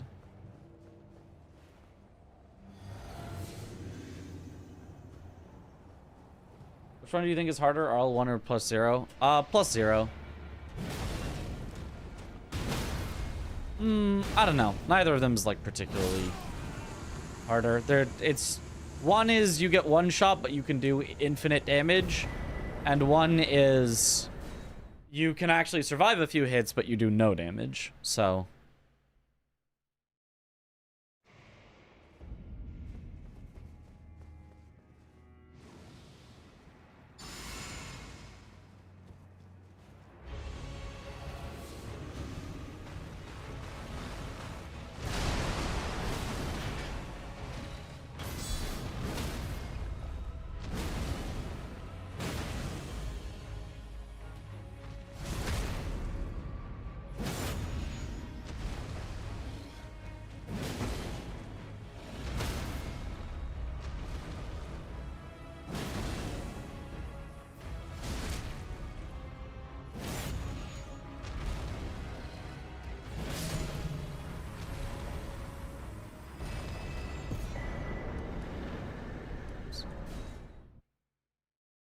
Gold. Mobbers. Oh no, I don't get to see it yet. What is it?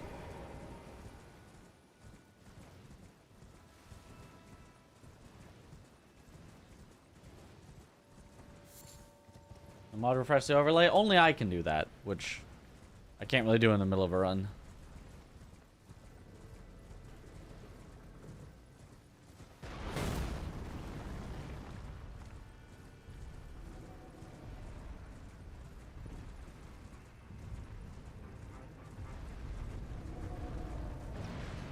Zero is pretty smooth to get to Fire Giant. Spent 40 on him with iron balls. You can imagine the hide and seek I had to play with him to get it done. Yeah. I would probably say +0 is harder overall, because yeah, it really gets rough as you get far enough in, whereas I have seen how powerful you can get at +0. I've done, or at RL1, sorry. I did RL1 all DLC remembrances speed runs. And as long as you had the right like strats, you could kill bosses still so quickly.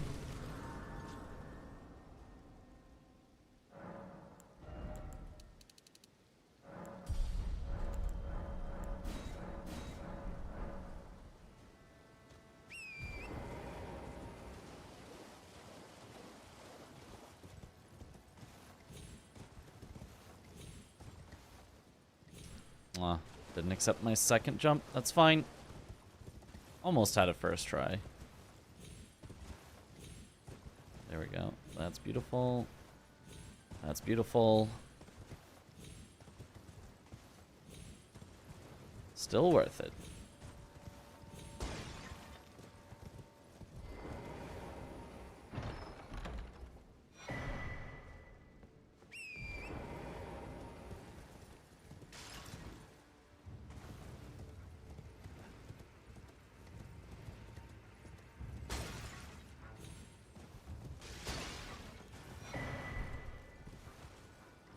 Is that AI summary listening to me, or is it reading chat?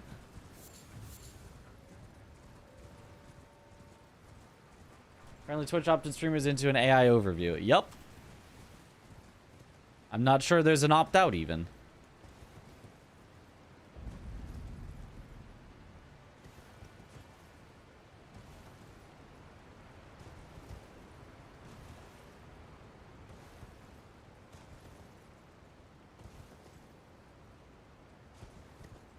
There is. Ah.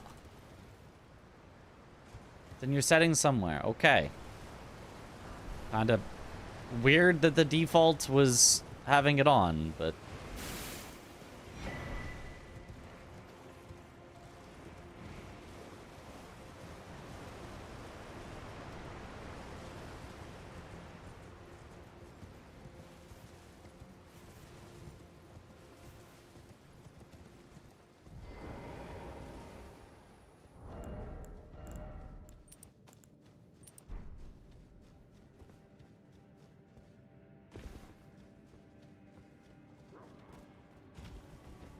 My favorite Souls educator.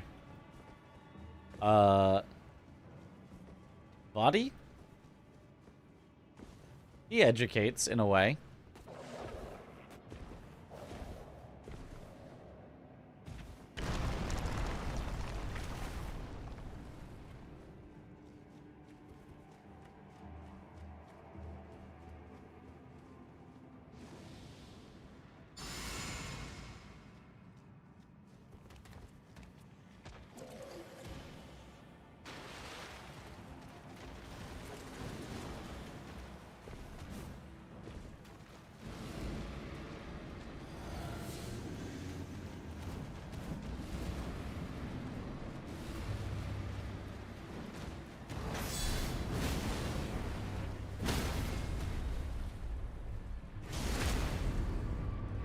Malekith +0 feels like forever to get him into second phase.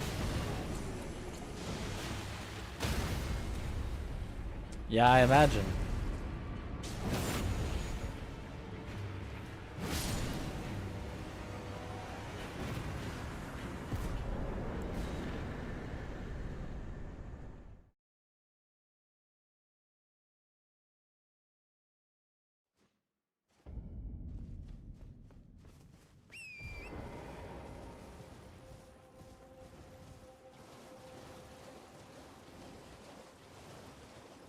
which is Amazon, which has tons of warehouses of GPUs running this and is losing customers.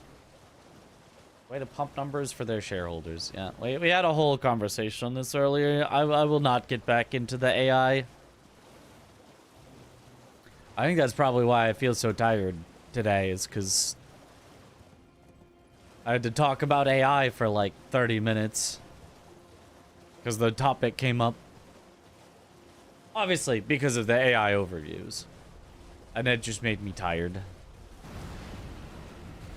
How does it feel to be landing golds? I mean, that is a way you could say it.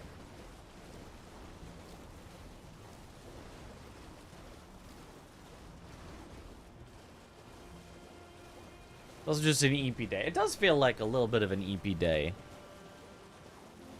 But see, that's probably just because I'm EP, so I'm, you know, transferring the EP to all of you. You're all getting eeped by me. Am I AI? Well, of course.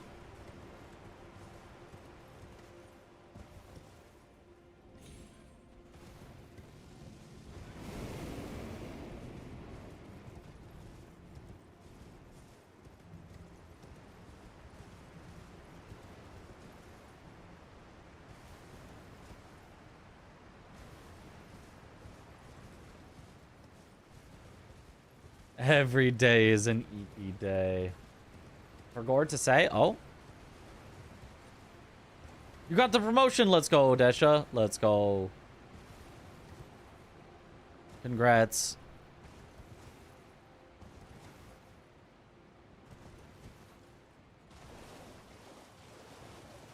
Easy. Was there ever any update on the FromSoft rumors thing about a game coming out in August or whatever? The update is, yeah, those were rumors and are not true. Probably. Everybody likes to make up FromSoft rumors. And it's going to be a pirate game, and it's going to be called Cerulean Onslaught, and it's going to involve magic only. You no melee. It's a full magic based game.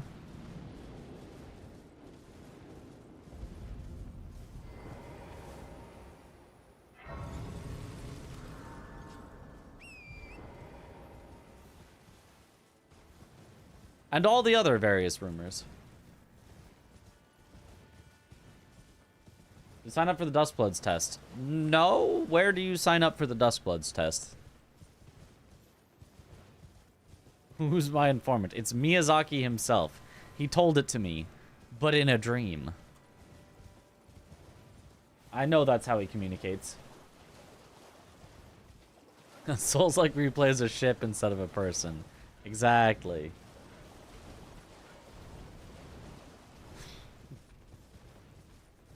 Unsure, but did advertise it, so presumably you can sign up somewhere.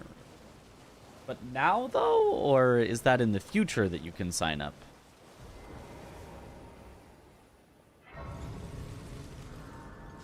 I'm imagining a world where I sign up and try it, and I'm like, wow, I hate this. Would that get me out of having to buy it and stream it? If I hate the network test?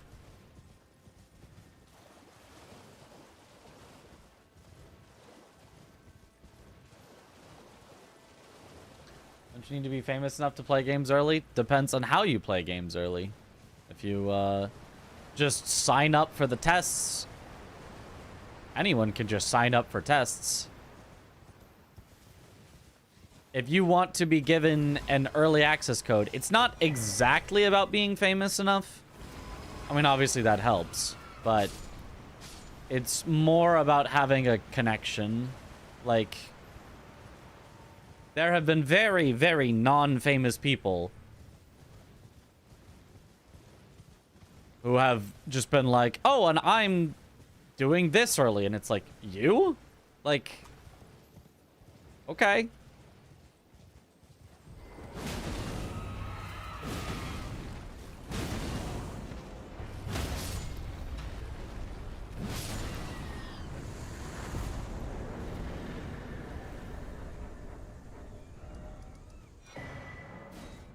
remembered its loft. You! Having a connection sure helps with the network test. True.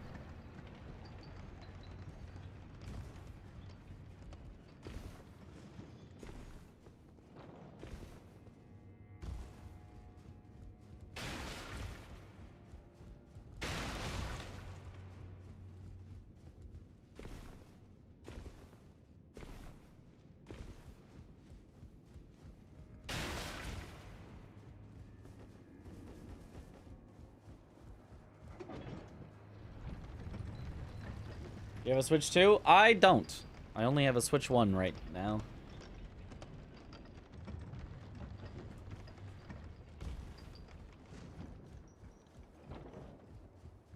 Queen Merica is an odd name, like a version of America. Well, that's exactly the point. She idolized or something Queen Merica so much that she basically named herself after America.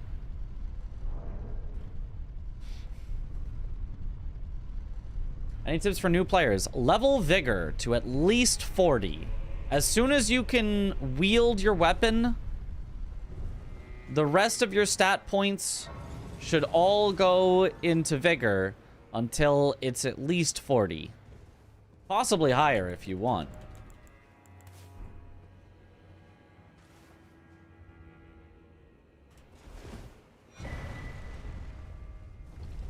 If you know, would like to have the easiest time of it. If not, then I would assume you wouldn't be asking for tips. So, if you want the easiest time of playing, level Vigor. It makes a gigantic, gigantic difference.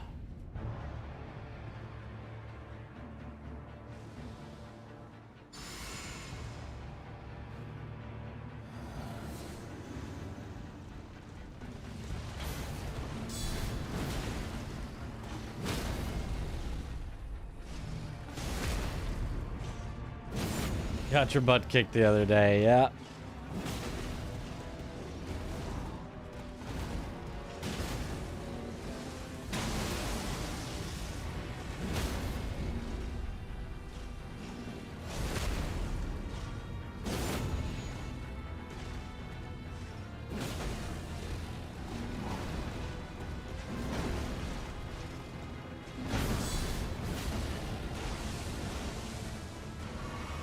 This is a pretty slow Gaius. Oh well.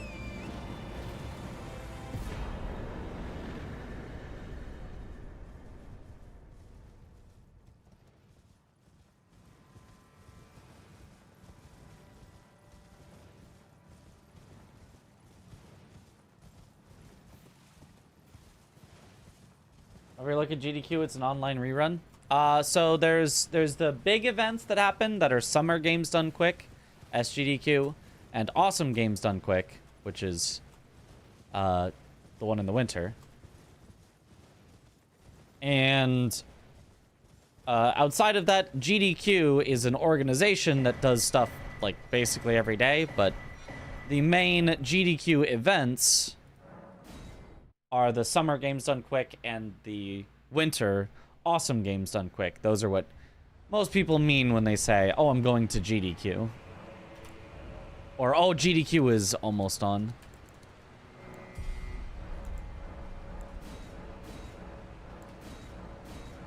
I mean, one of those two big marathons.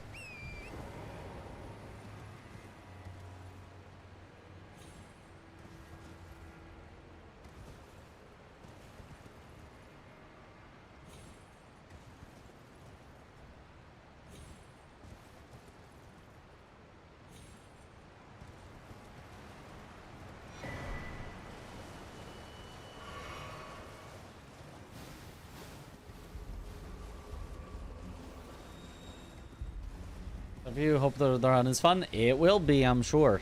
I'm sure it'll be fun. We'll see, you know, if it goes super well, but it should.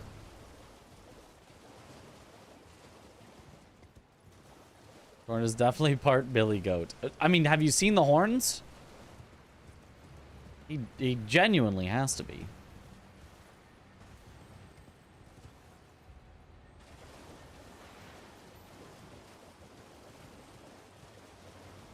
Like AGDQ was the first one. They wanted to do a summer one, so they called it SGDQ. Yeah, I believe that is right.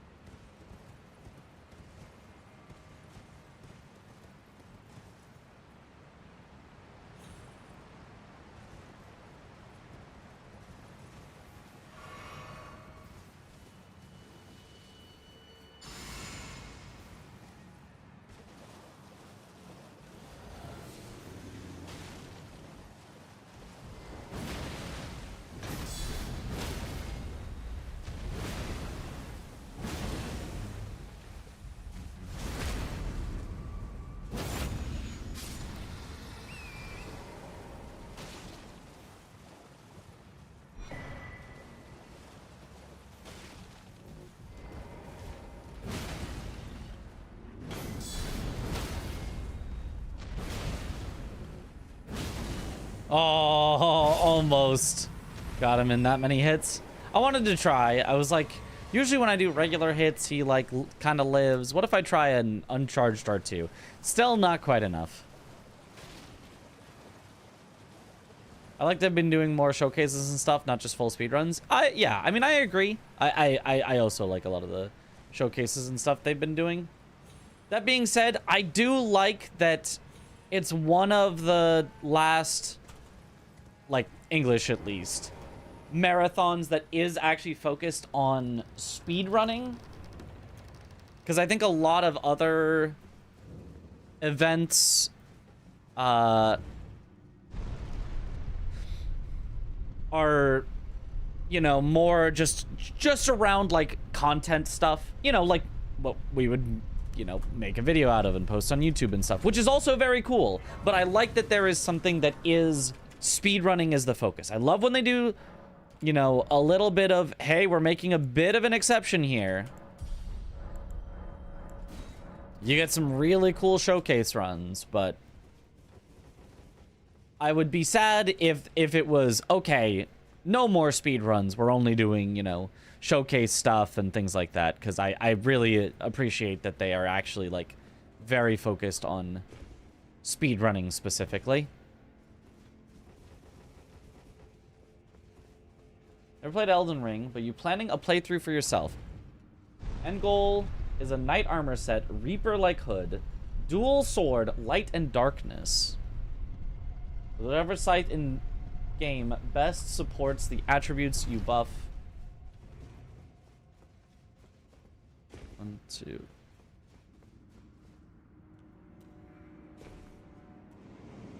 Any tips on where you can do some research? Available piece of gear on the game. Well, I don't love it, but if you just search for Elden Ring gear, there is a wiki that has kind of done some scummy stuff in the past and isn't always 100% accurate. But if you're just looking for armor sets, you will certainly find all the armor sets on just the wiki for Elden Ring, and you could look through them there. There are many, many knight armor sets.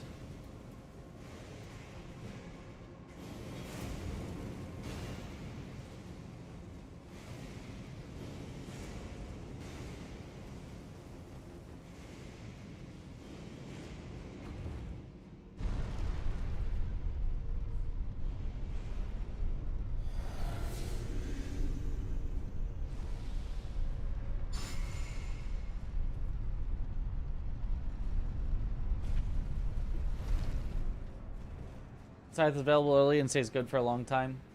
So you don't have to farm enemy drops. Yeah, Winged Scythe is probably a good choice.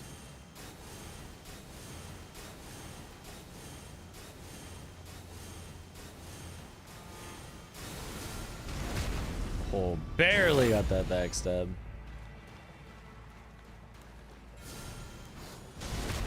Surprised I got that backstab. I was expecting that to just hit him, and then I was going to have to chase around behind him again.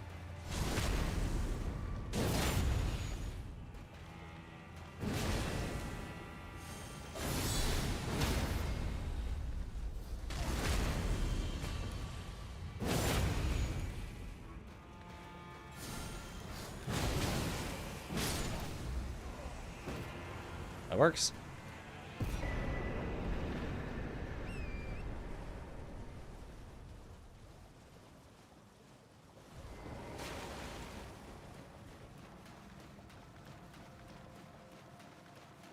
I think your first playthrough, you should just go in blind and go where the wind takes you, to be honest. I mean, I agree. I think that's the best way to play it, but if that's not how you want to play it, I think it's also fine to play it how you want to play it.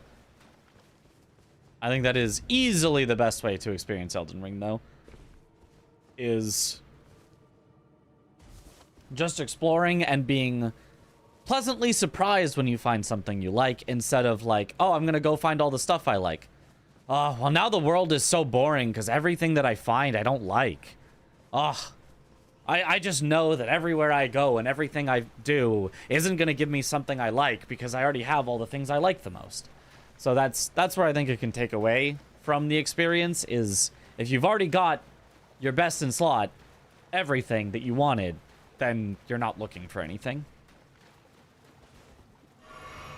But if all you want, if that's the only thing you want, I just want to make my build and kill everything with it, and that's all I want to do, then go for it.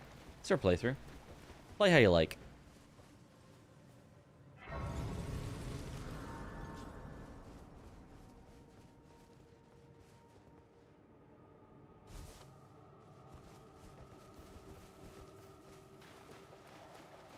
I don't know what Scythe best scales with Int and Faith. Like, only those two? No Dex? I'm not sure there is a Scythe like that.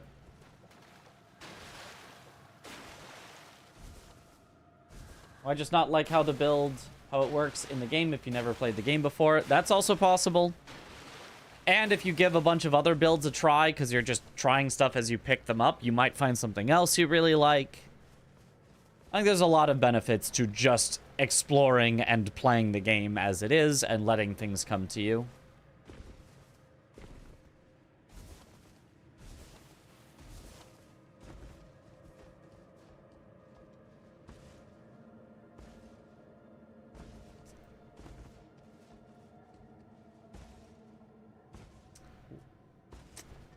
I used to be able to hit this like 10 times in a row, and now... I mean, I can still hit it eventually and still save a little bit of time with it, but it's not every time.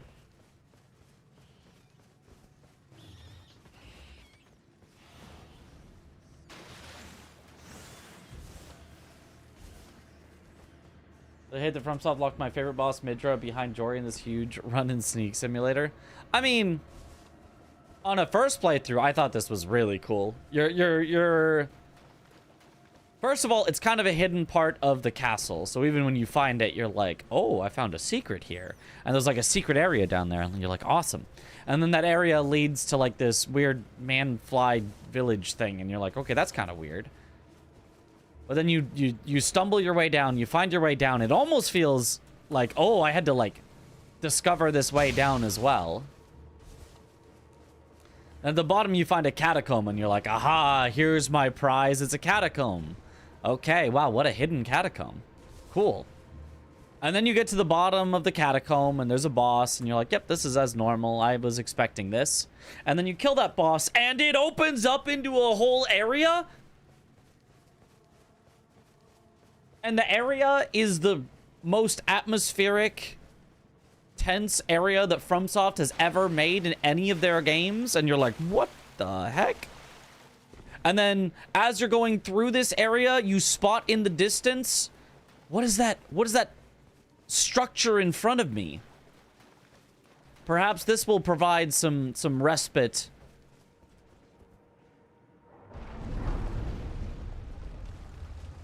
You slowly, cinematically push open the doors, and you're greeted with... Eve. Now, come no closer. No closer, I say. The madness wears. You're greeted with that voice line. No closer, I say. It's kind of peak. Not gonna... It's kind of peak setting up for a boss.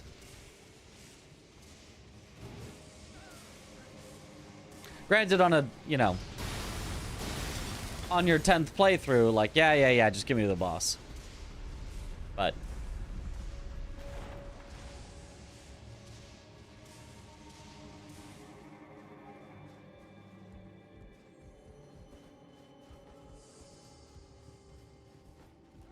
What do I like to eat? I don't know.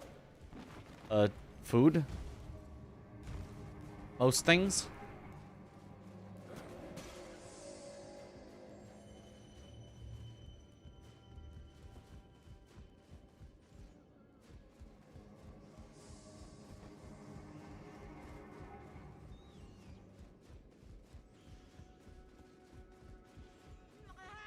Don't mess up your order at McDonald's? What the heck?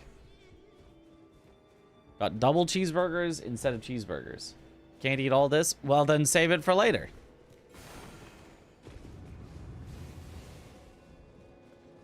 As long as you didn't pay for double cheeseburgers, I don't see the problem. Midra, Bale, and Mesmer are the best. I agree with Midra and Mesmer. Bale's not my favorite.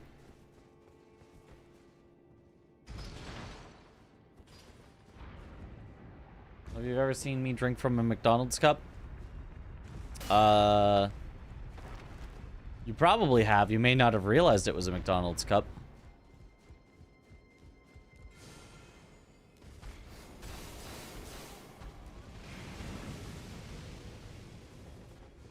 That was pretty good for a dragon fight. It's pretty good for a dragon fight, but that is the actual lowest bar you could have to clear.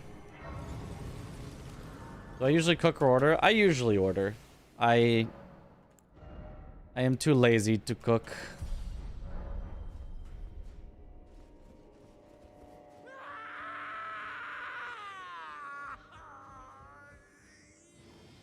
The depth of your foolishness.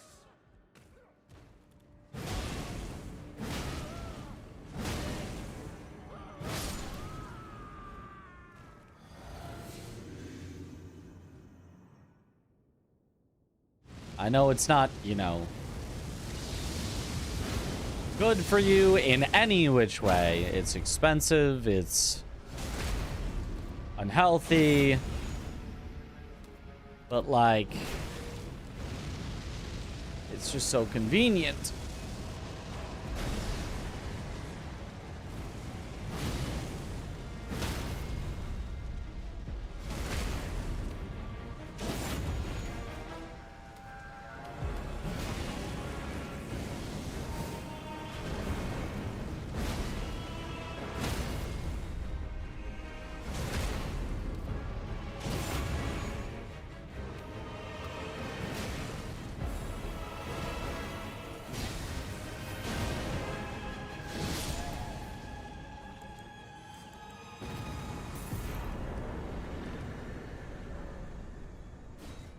Wait a little bit to make sure the runes go into your inventory. If you warp away before you get the runes, you still get the runes, but it doesn't get the effect of the Goldhorn Tender that I activated. Oh, that was apparently not close enough to him. Bonk builds are so OP. Perfectly optimized bonk builds are pretty good, yeah.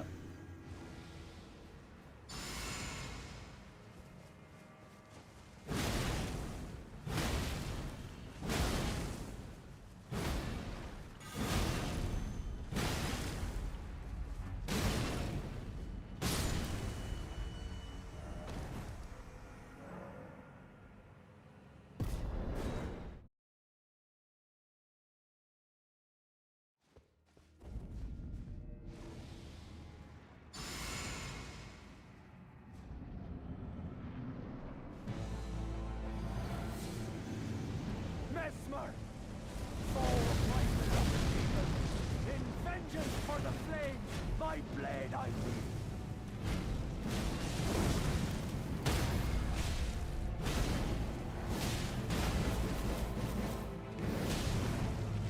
Okay. I experimented there. If I could get one extra R1 in before the riposte. You cannot.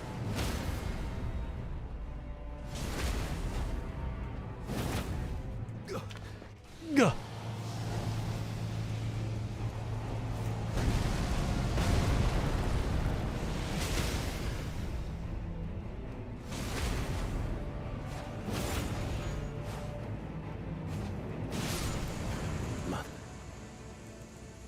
Okay. Narka. A curse upon thee.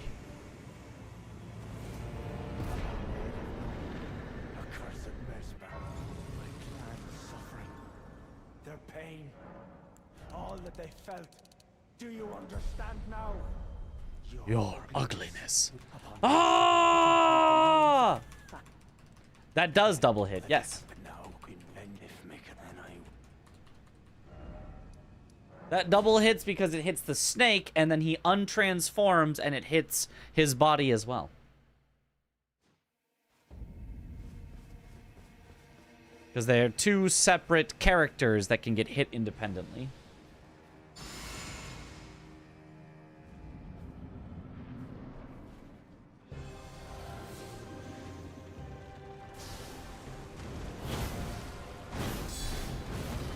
Aw.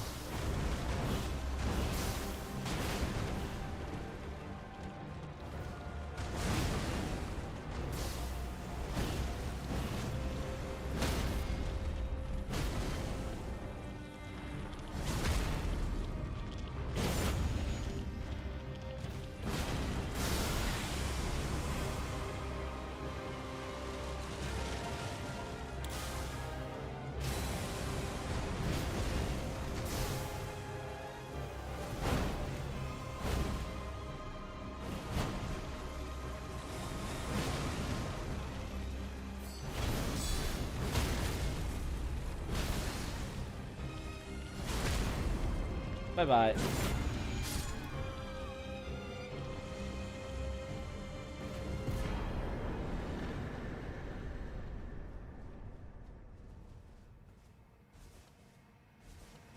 I mean, as an underrated boss, she's so cool. Like, I really like her from a speedrunning perspective. I think she's a very cool speedrunning boss, but casually, I don't know. I got some problems with her. I think a lot of her hitboxes and, like, move combos are really, really bad casually.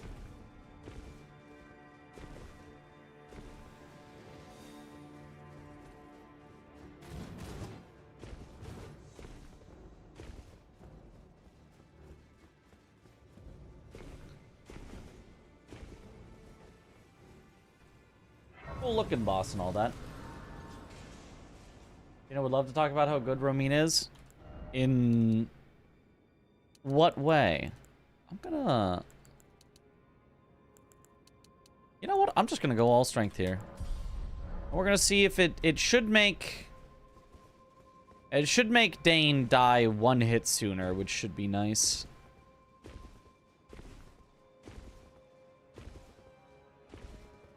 You know what way? I don't know what way. I don't know what way Dino talks about bosses.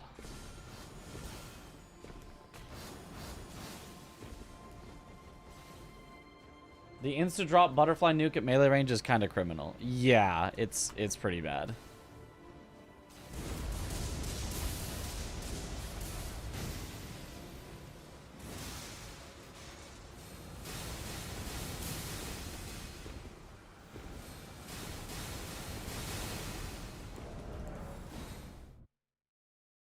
The sarcastic way. Oh, okay.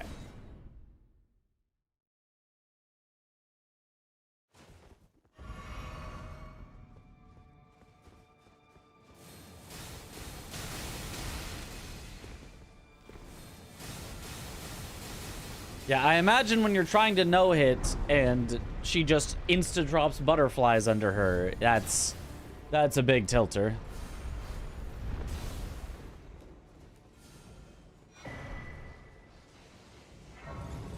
I imagine that's the type of thing that would make you go, all right, this boss sucks.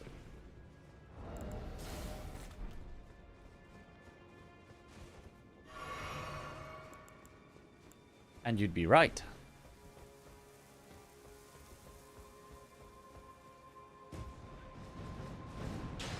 Bonk. Headshot.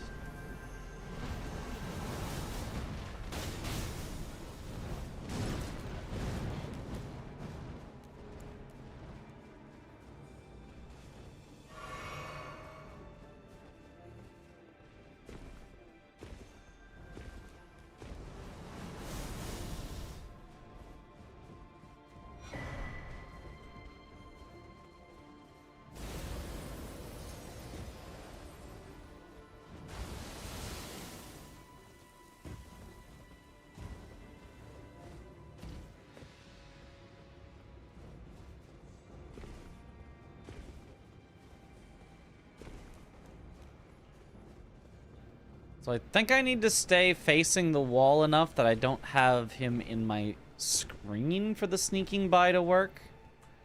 Because last time we got spotted and I was like trying to go a little faster, so I kind of like let myself face a little more towards him, and I think that was the difference maker. Either that or I just went too fast. But that should be it.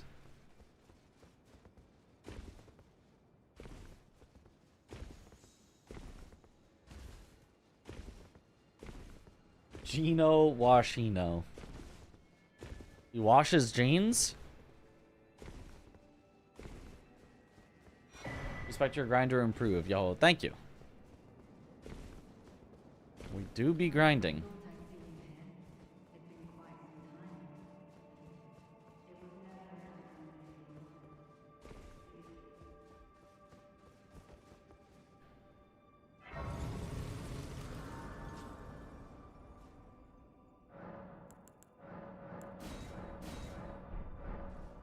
Are you not Midge Poop Walk past 3 quit out guy? I don't know. I have never tried.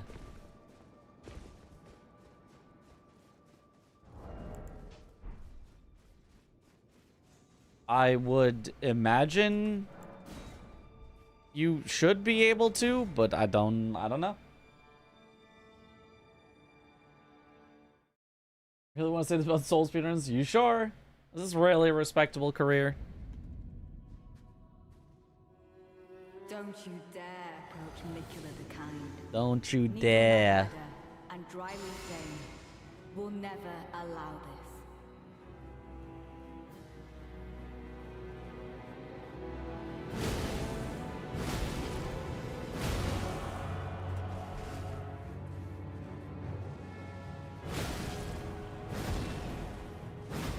No way. Instant roll, instant heal. Okay, well, we are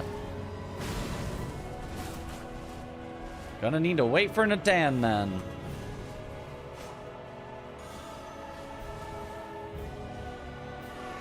Oh, Natan.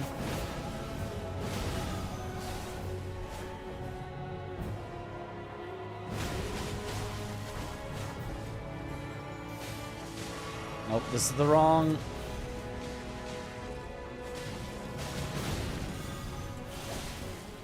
Oh, Letta, you're fighting me. There.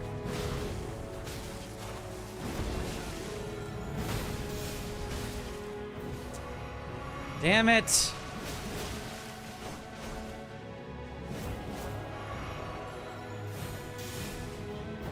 There's nothing you can do against that close range.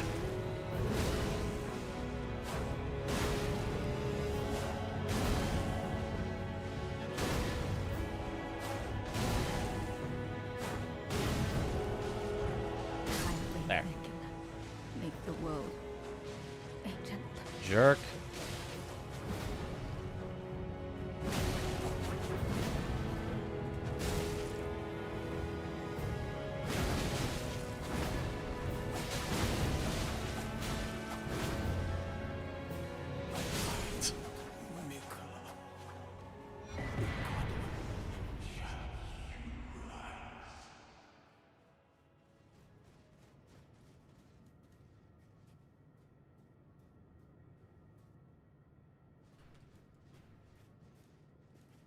Finally chopping hair after 4.5 years of growing it to donate it. Wigs for kids. Gonna have to have short hair again. Let's go.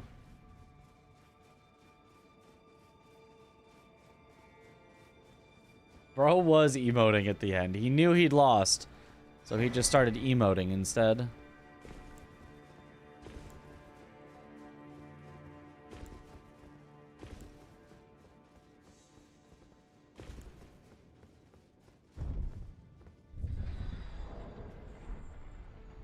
Rather fight Bed of Chaos for the rest of my life than fight Leda ever again, bro. Same.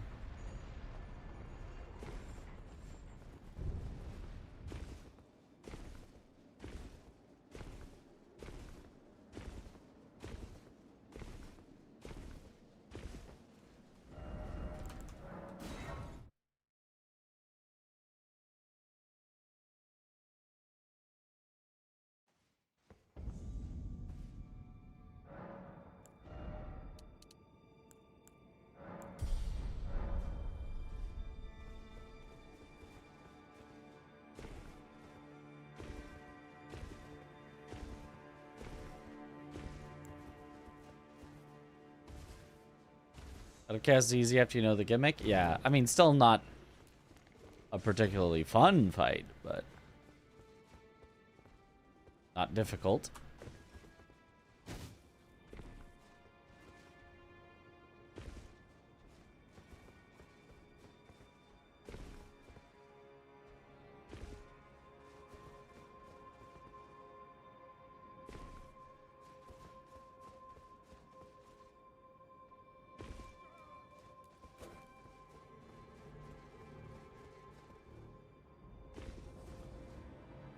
You know it's a bad boss when it's being compared to Bed of Chaos, yeah. I mean, the lore is nice, the music's nice, the, you know, the idea of like, oh, I've got my friends to fight by my side is all good and well. And then the actual playing the video game is miserable. Aw, missed. That's okay. Goodbye, 89,000 runes. Gone forever. Bad of Chaos.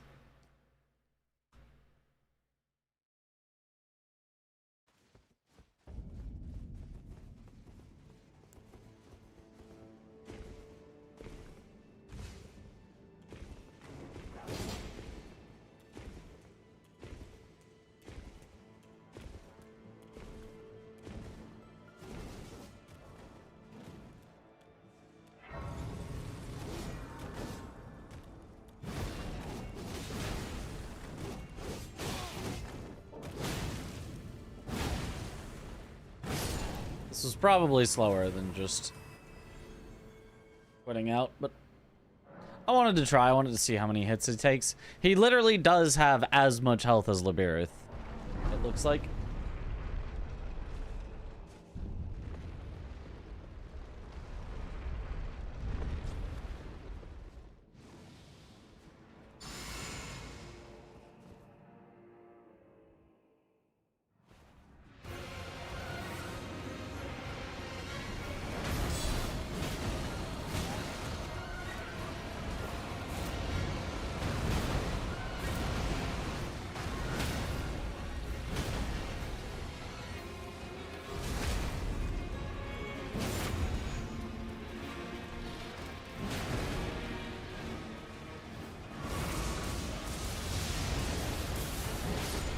Bye-bye.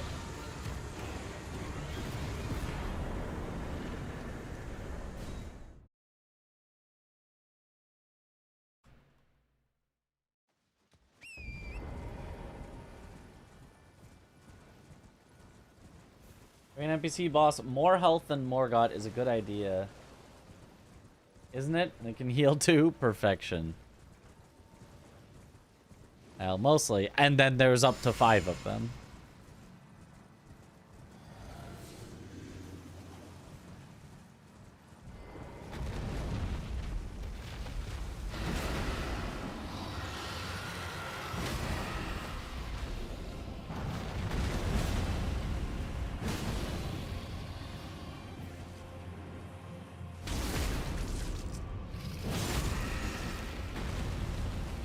unfortunately probably not be able to skip the...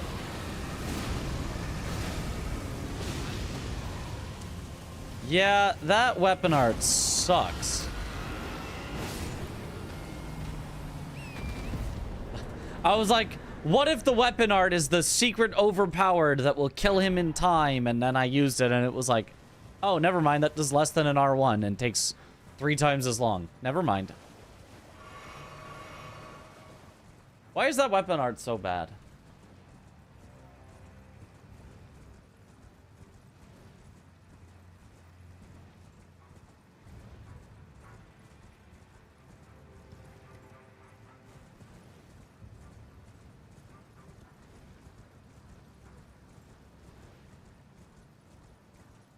be fair, most of the weapon arts are really bad. That is actually true. What's your true level am I? 14.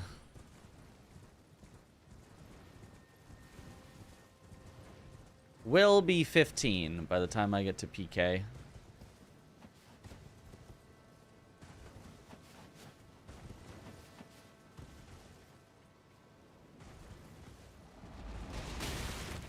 Against NPC? You don't really need to. You can just do the crouch R1. I know that if you hit it, it can pop them up into the air, which is neat, but it's not... It's so slow that it's not worth it over just crouch R1, crouch R1.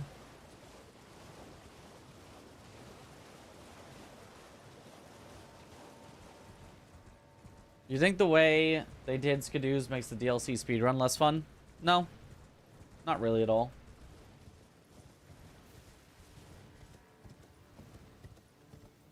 You just grab the ones that are along the way, and it doesn't really affect the route. I mean, I guess maybe theoretically it makes you a little bit weaker in the DLC compared to, like, if they use some sort of different system that you could do something with. Or it makes you more powerful if they... compared to if they did nothing, or I don't know. But there's maybe some power level difference in terms of if they did it versus if they did something different.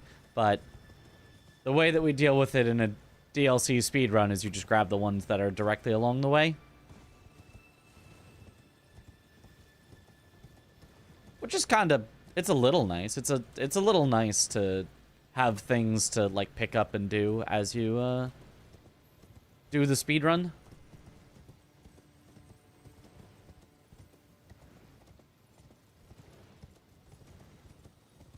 Yo.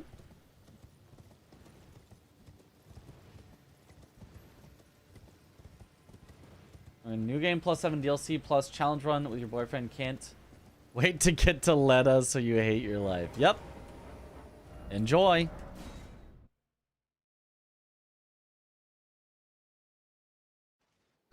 Even adds more skill into it, like how fast you with lines and stuff. Kind of, but I mean, that's always going to be true. Whether your line is the line that gets Skidoo or the line that doesn't get Skidoo, both lines are, you know, there's skill to it, so... I wouldn't necessarily say Skidoo adds more skill than if there was none, but...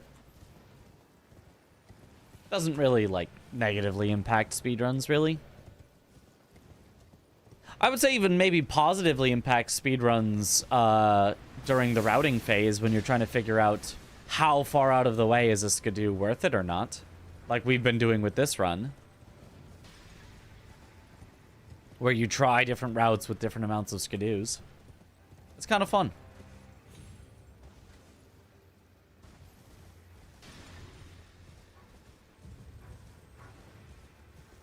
I mean, I guess if you care that much, which I don't, but some people probably do. If you care that much, the Skidoo does make it so that it's optimal to do more of your running early and more of your fighting late. Whereas if there was no Skidoo, in order to save warps, you would fight things as you got there. So you would get to a boss, fight it, get to a boss, fight it, get to a boss, fight it. Right now it's get to a boss, get to a different boss, get to a different boss, fight boss 1, fight boss 2, fight boss 3.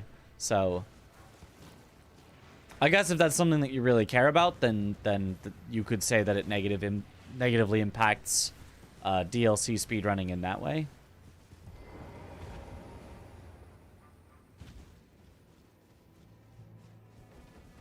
But that's not something that bothers me that much. Oh, what up, Ben?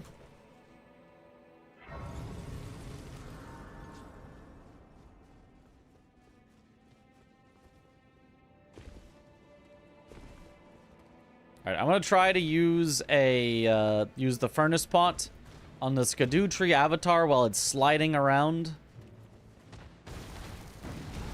Almost certainly just miss with it. But I'm imagining I get the perfect headshot as it's sliding, and it saves me a whole hit or two during the phase, and it's so worth it. This is a very thorough answer. I do like to be very thorough with my answers.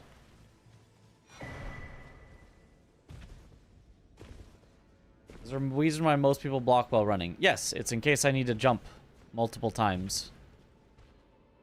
For demonstration purposes, here's what happens if I don't block. See how these jumps are just not going anywhere? Whereas if I'm blocking, see how these jumps are going forward?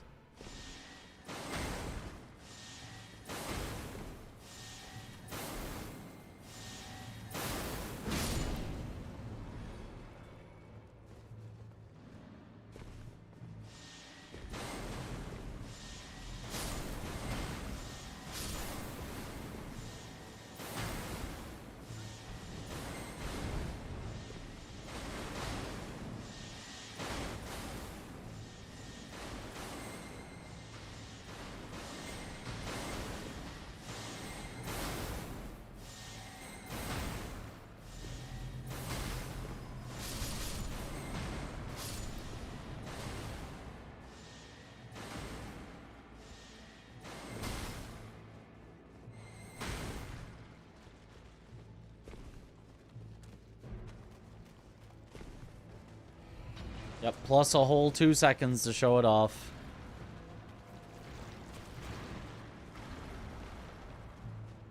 Of watching PK melt on this run. It is pretty nice. Ow.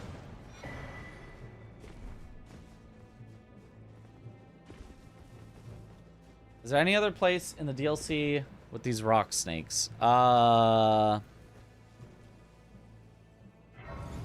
Don't recall any other place with them.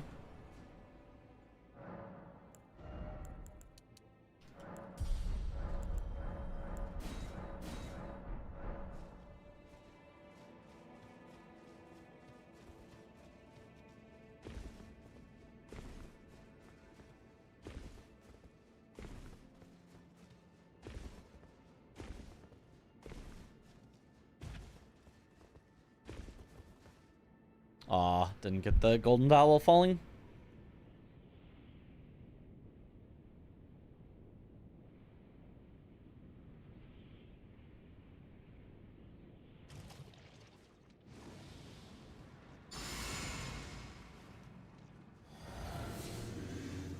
You watched the UFC White House event? No?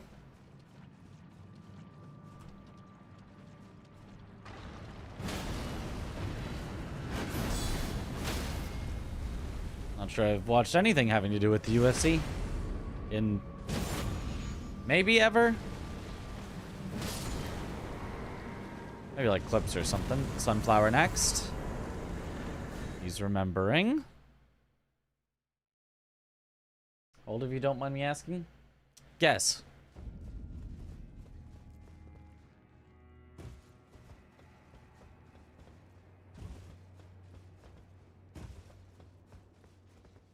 And you better be right or I'll be so mad. Yes. Okay, alright, Dan. Not as old as you.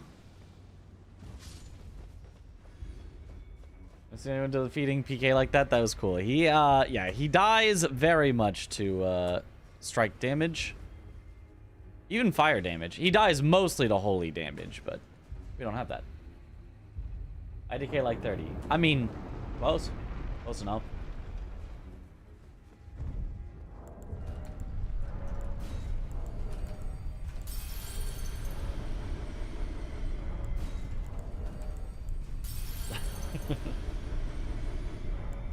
I am 33.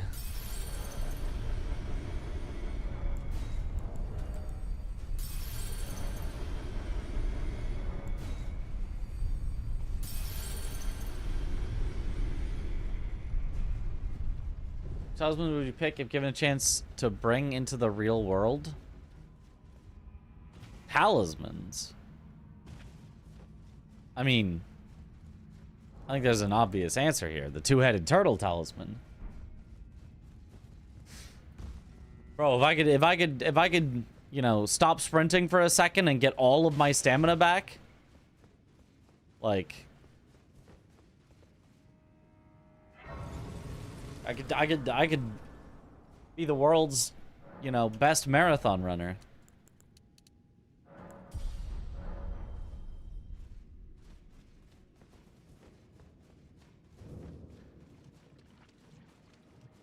Did you find this weapon? Apparently never found it. It's in one of the... It's in the first forge you can get to in the DLC.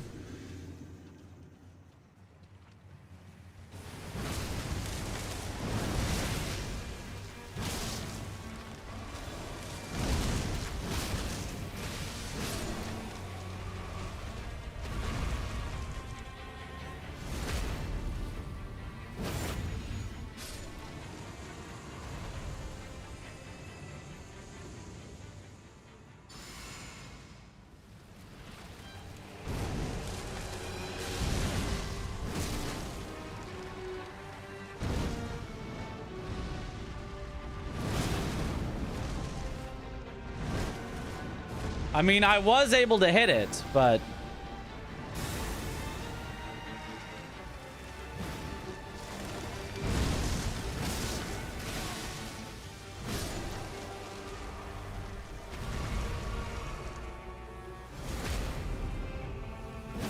didn't really help that much, I don't think.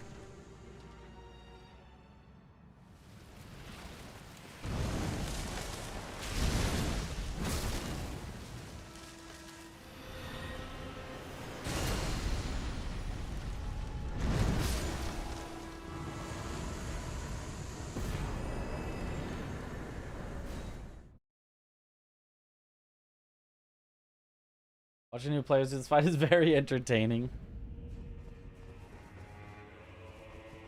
Not a third phase. That's so disrespectful. Yep. I think if I throw it on its final slide as it's about to come to rest, maybe that would be better. Because it's hard to hit it as it's sliding through, but it would be pretty easy to throw the pod at it as it's sliding through, I think.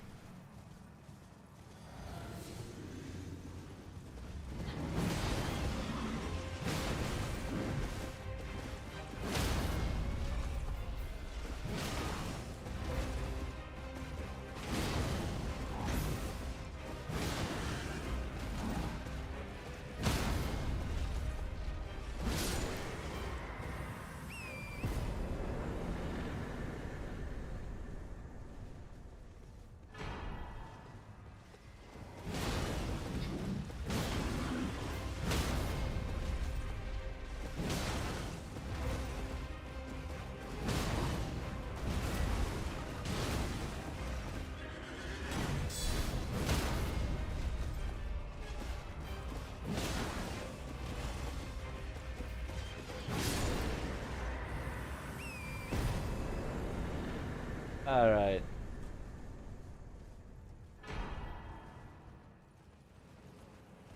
It's free damage when you couldn't normally.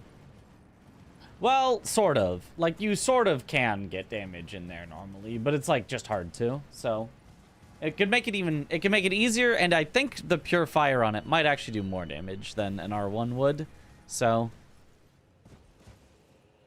making it easier and possibly more damage seems good.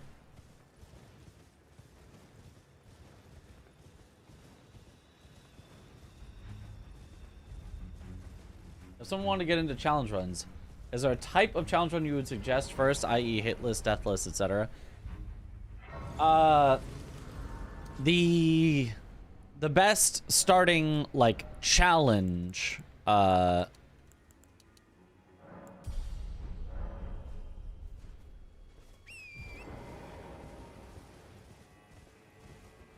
I would say,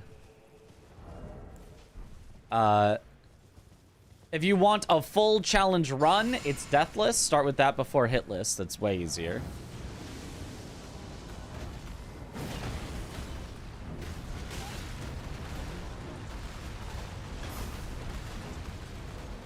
And if you want like a for fun challenge to do as you're playing,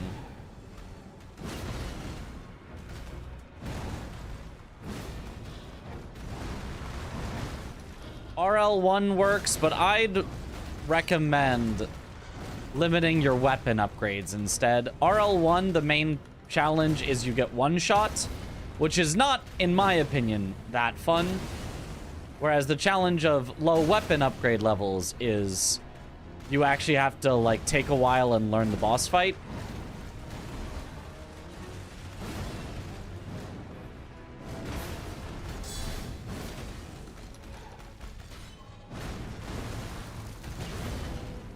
Which I think is basically perfect. All right, that was like the worst Falling Star Beast I've had, but it's fine. Yeah, 30 seconds lost on that. That was horrendous. And I didn't even set it to night, so I should have saved time instead.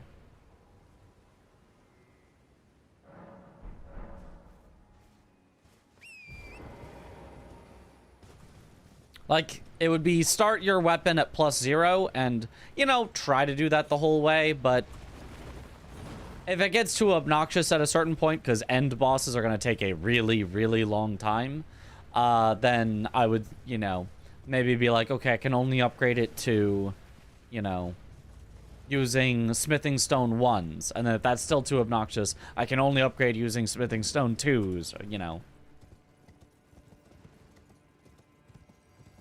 Find a spot that feels suitably, okay, this is really hard, but I will get this done eventually, and I'm not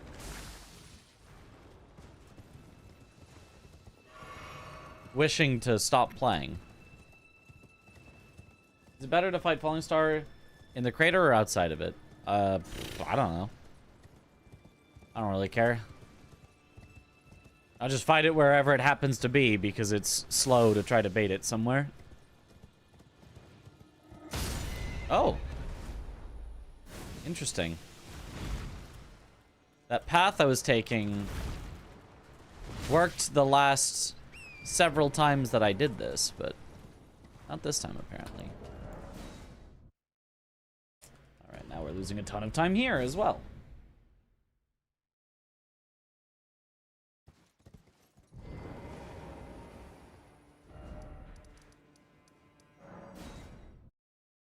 Okay. Did the pot work on Falling Star Beast? Nope.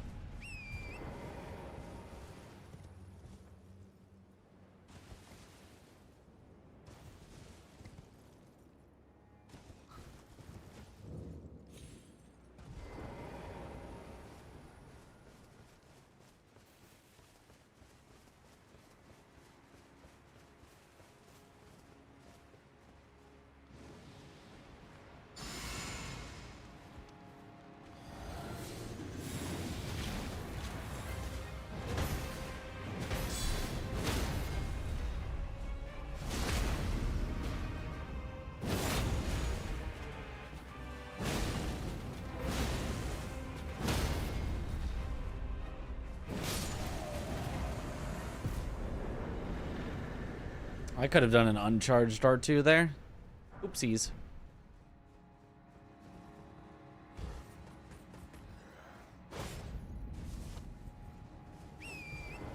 Bigger hammer wins, yes. I have the bigger hammer.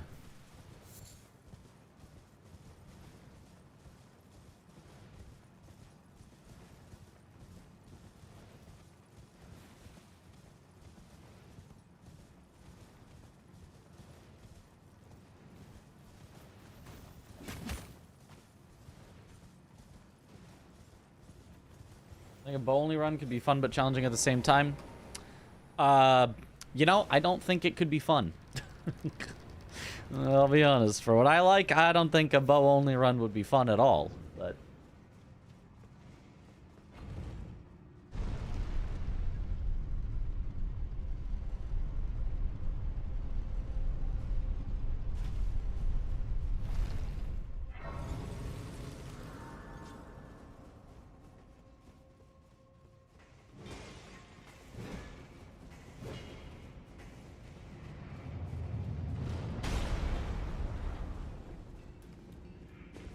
Mitch, you win. I win? What do I win?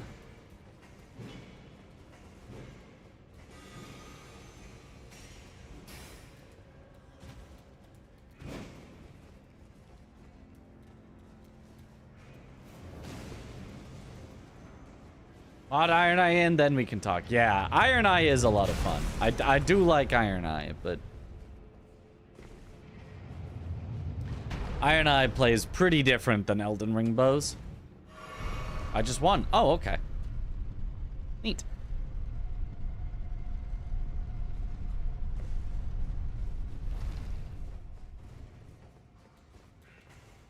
The bow only once got boring pretty quick. Yeah, it's all right.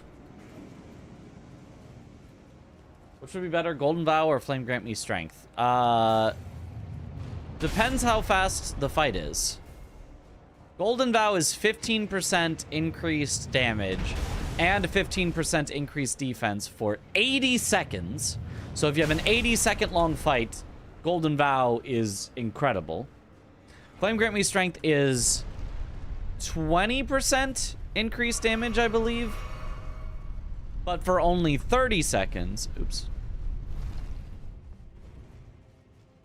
Oh, I forgot to sit. Oh well. I don't really need the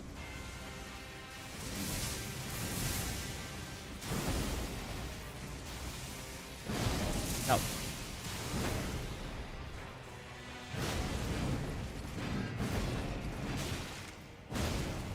What a start from this Death Knight.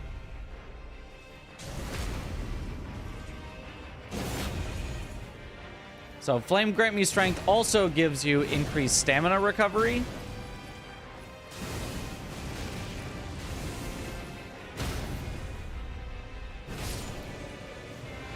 So if you only have a 30-second fight, it gives more damage.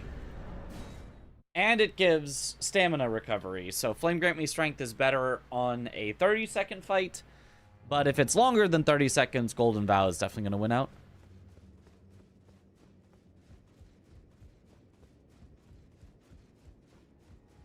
The exhaust twice the star addressed to on the contract now. May this eve. The conceit is then the answer never was Marika and this known, and we have. He knew that it's a tragedy that he would feel in the play. Do you? That Marika? Well, it is them. The fingers we all are new. Okay.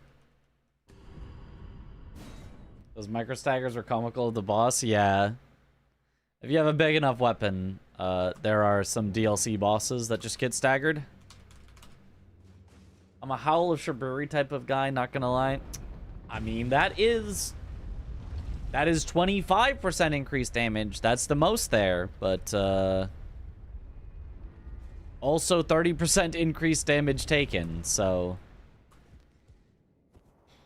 it's not gonna be making your life easier, but it will make it faster. One of you is going to die early, that's for sure.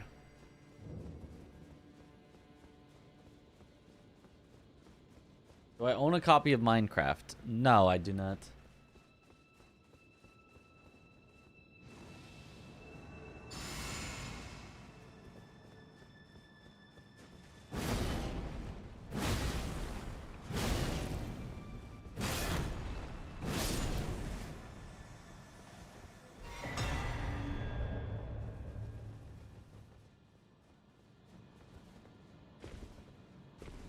Oh, Blood Boil is also quite strong. Blood Boil is a body... No, Howl of Shaburi is a body buff. Blood Boil is also a body buff. I don't know how much Blood Boil is. I don't remember. But it works similarly to Howl of Shaburi. They're both body buffs, yeah.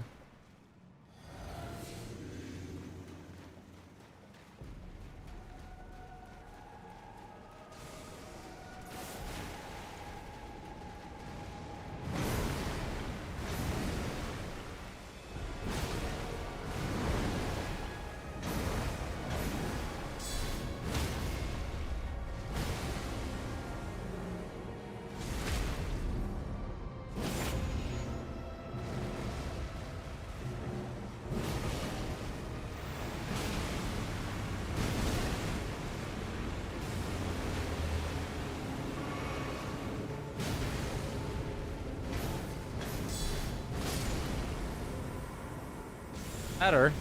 I hardly met her.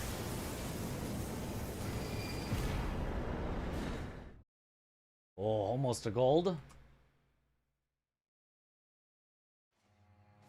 Can I pay for you to get a copy of Minecraft so you can play my Souls-like adventure map I'm building right now? Nah, I'm good. I'm not really a Minecraft enjoyer.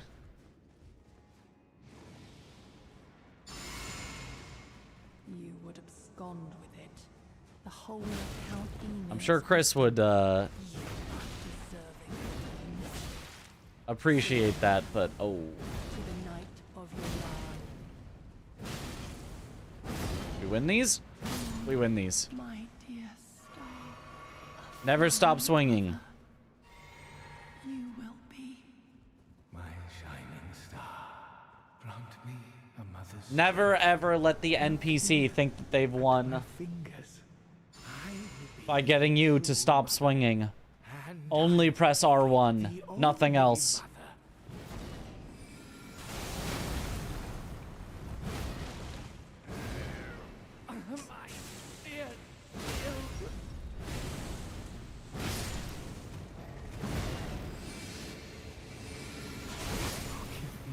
Never let them think they've won.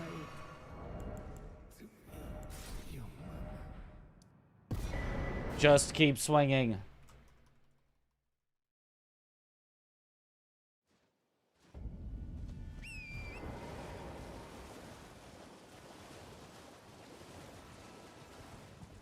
Never used the deflecting tier before. It looks good. It's a lot of fun. It's...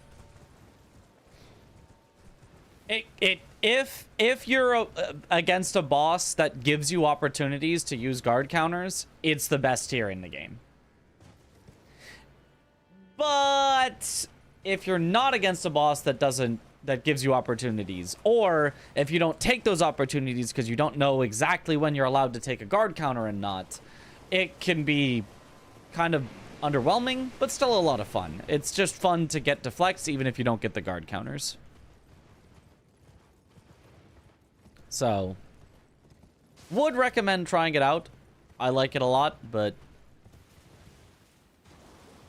there are definitely some bosses where it just kind of does nothing.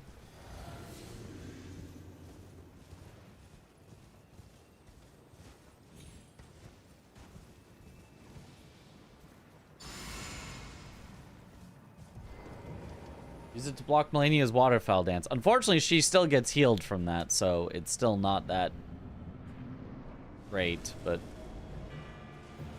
probably fun for that regardless.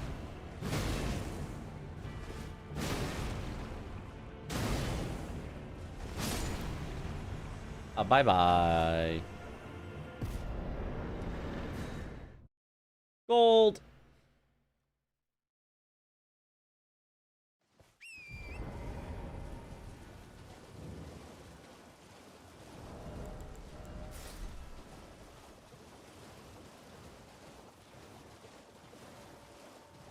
Overconfidence is a slow and insidious killer for your enemy, yes. I am overconfident, and my enemy dies. Easy.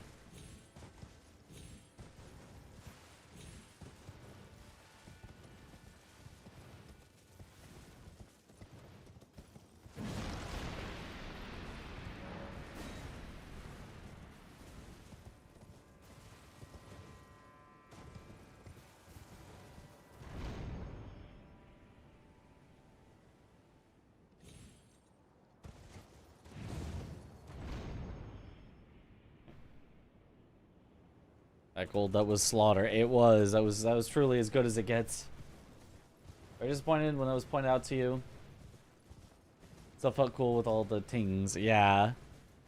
It does feel cool to get, even if it doesn't always do anything helpful. Oh. Wait. Why did I unequip the... I want it on. I'm still doing another NPC here.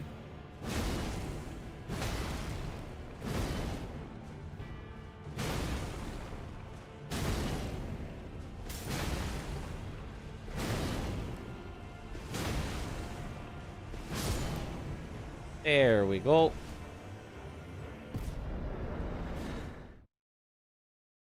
Another gold.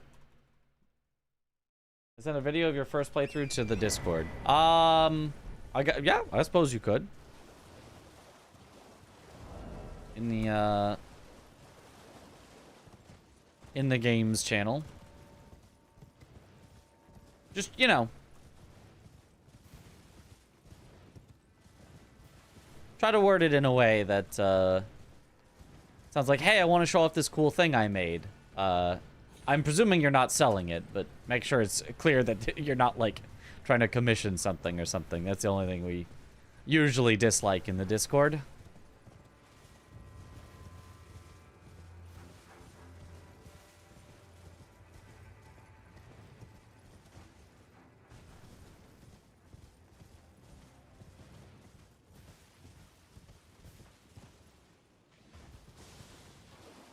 All right.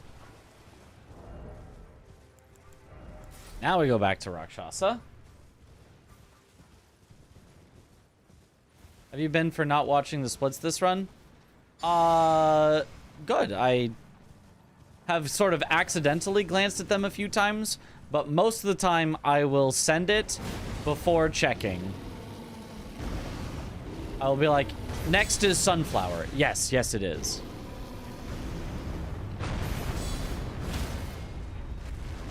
And then I will go to Sunflower, and then I will check after I'm, like, already there.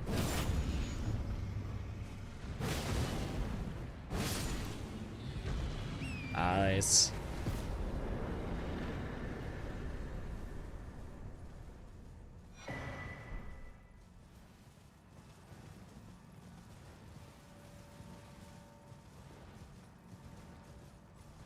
It's not for sale because none of you can afford it. How's that? Perfect. So if you own a copy of Minecraft Java Edition, nice. Yeah, then I would say you could definitely show off something you've made and just be like, hey, look at this cool thing I made. Bless you. Thank you for the bless.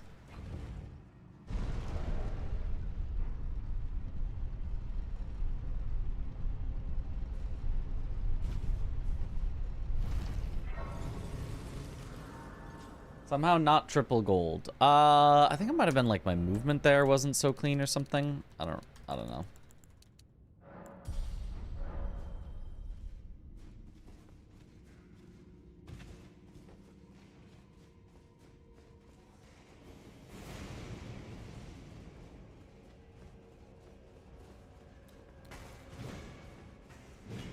I don't think there's anything left that I care about one more damage level. Barely landed that. That was scary.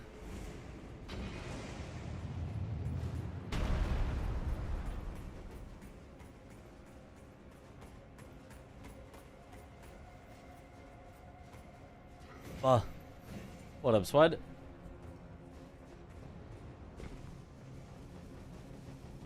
Any Bengus going on? I'm gonna need some content to steal once I'm done with this run.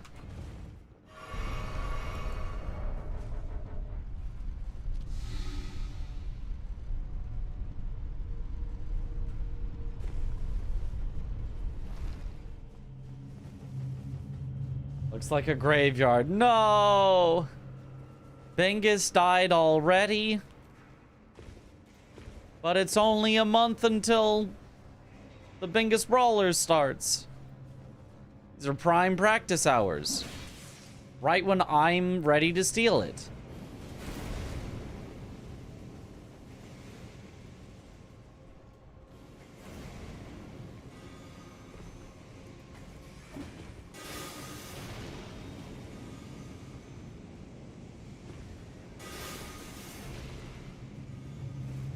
Just surprisingly dead today. Even your non-Elden Ring friends are gone. Weird.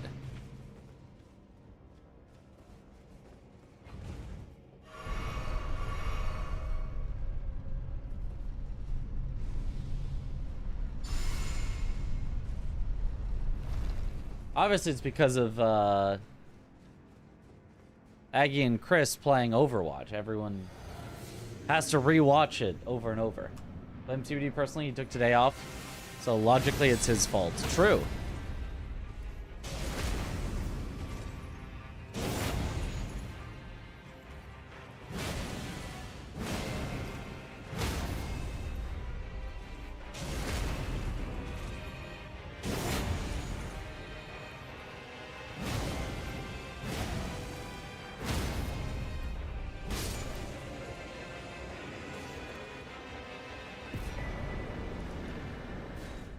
And then after Deathlion, it's cleanup.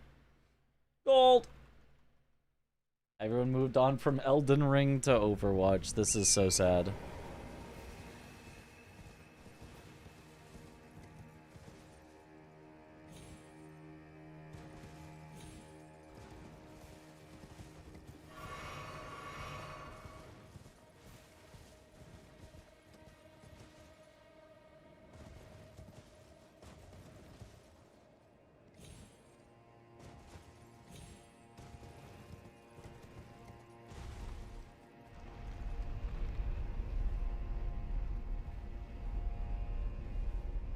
Will it be a better place if we all use the same time zone? I kind of agree. But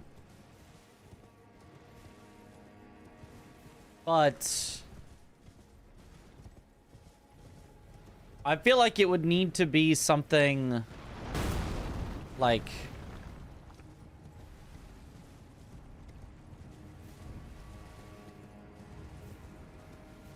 it'd be something that doesn't feel like, oh, we've just decided this one place, you know, in Europe or whatever is the one time zone and everyone else you just have to use their time. But more like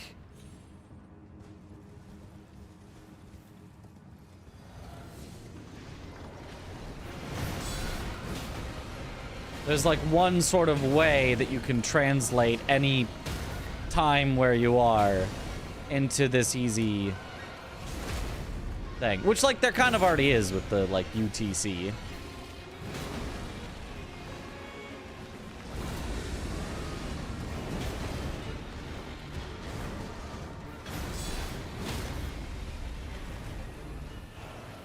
Nice.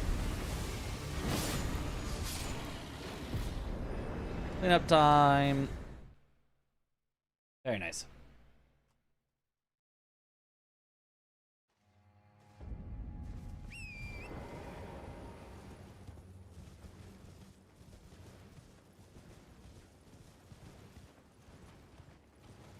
But like if it makes sense, like it would be my ideal like universal time that everyone could translate to. Wouldn't even seem like just a time at a certain place on the earth. It'd be like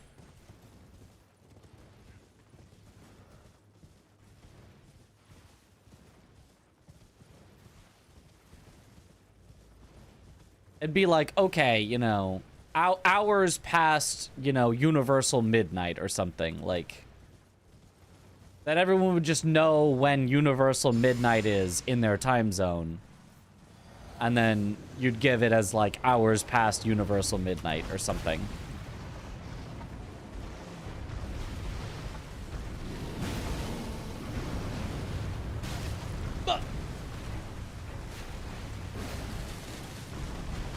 This is not going great.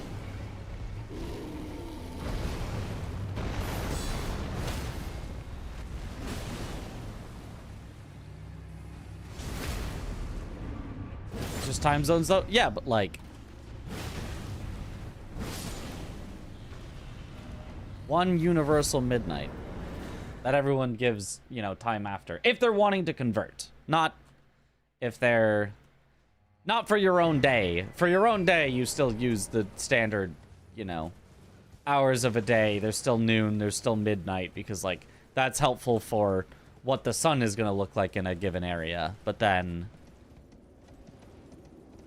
if universal midnight is at, like, 6 a.m. my time, and it's currently noon, then I'm like, ah, it's 6 hours past universal midnight. And I could tell that to somebody else, and they'd go, ah, well, my universal midnight is at, you know, 5 p.m., so 6 hours after universal midnight would be 11 p.m. or something.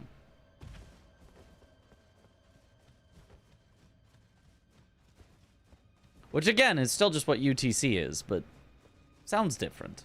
And to me makes more sense not to just say this one, we just state it as though you were in this one time zone, but like, you state it in a completely different way.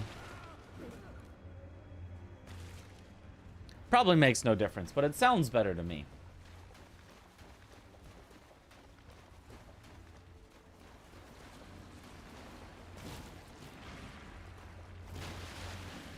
It sounds better to me to have a completely different way to say the time, rather than just convert to a specific time zone.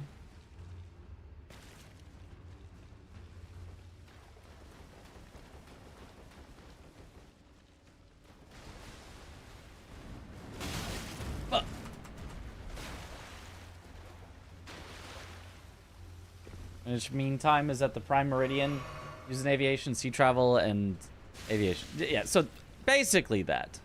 Basically that.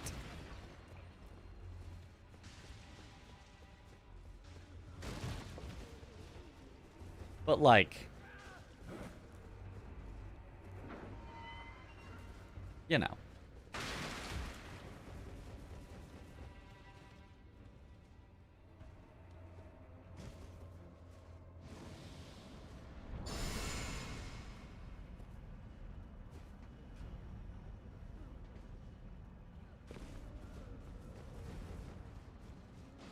Getting everyone on Ord is a branding issue. Yeah, that's kind of my point. Is it's kind of a branding issue of like, why should I convert to this one random time zone that we've decided, oh, that one's the... Why don't you just convert from my time zone?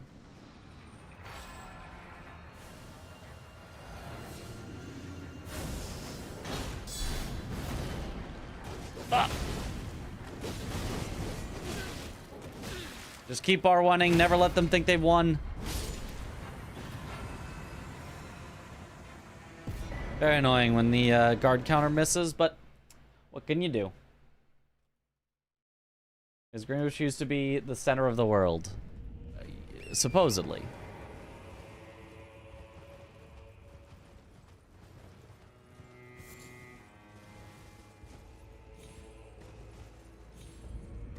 Is it the exact, like, any, like, the furthest back time zone is 12 hours behind, and the furthest ahead time zone is 12 hours ahead of Greenwich?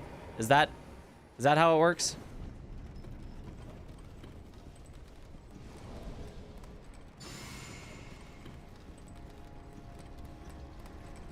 Yes. Okay.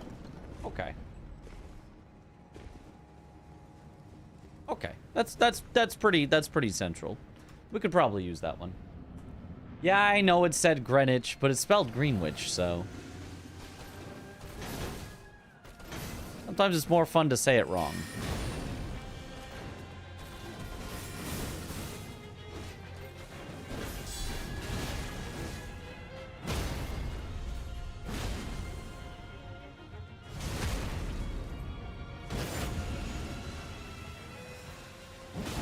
Plus, the first time I said it, I did say Greenwich. And nobody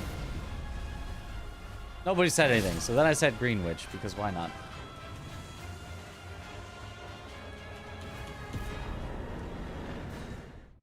Alright.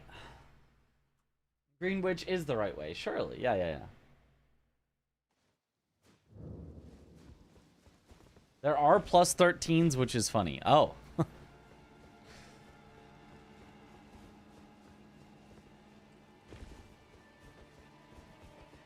Is that like with daylight savings, or there just are? Which is Greenwich?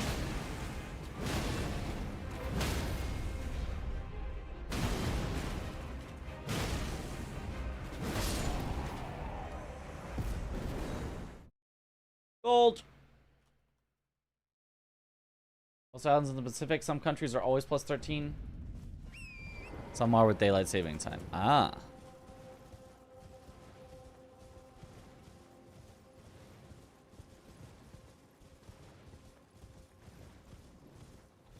Kiribati is plus 14. Oh.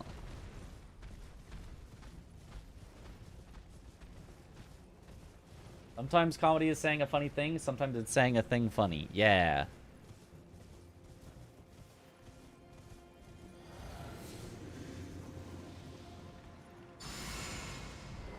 Sometimes it's pretending to not know things to rage bait chat.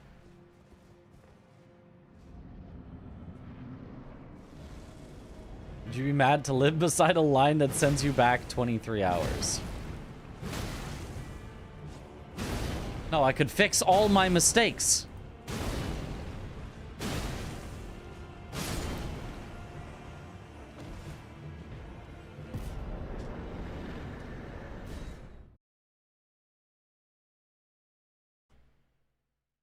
There is no minus 13 though. Huh. Must be so lost, no content to steal. Yep. So lost. It's horrible. You can fix all your mistakes, but only within 23 hours. That's right. Only a mistake that can be fixed with 23 hours of time.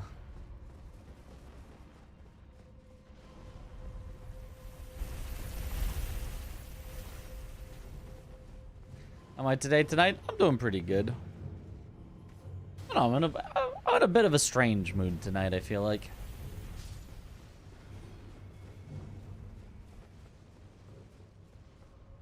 A little on the tired side. A little on the willing to potentially argue side. But, I mean, not bad.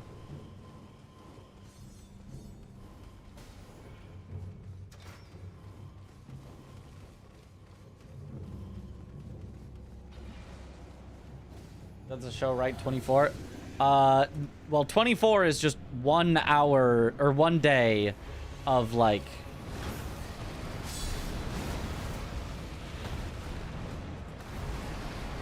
you know... The president's been kidnapped and we only have 24 hours to get him back. The clock starts now. And a season is exactly that premise in 24 episodes. And each episode is an hour long. So it's like everything's in real time.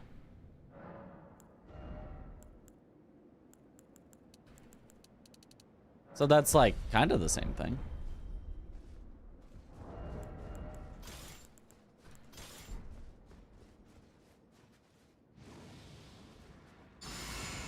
Jack Bauer.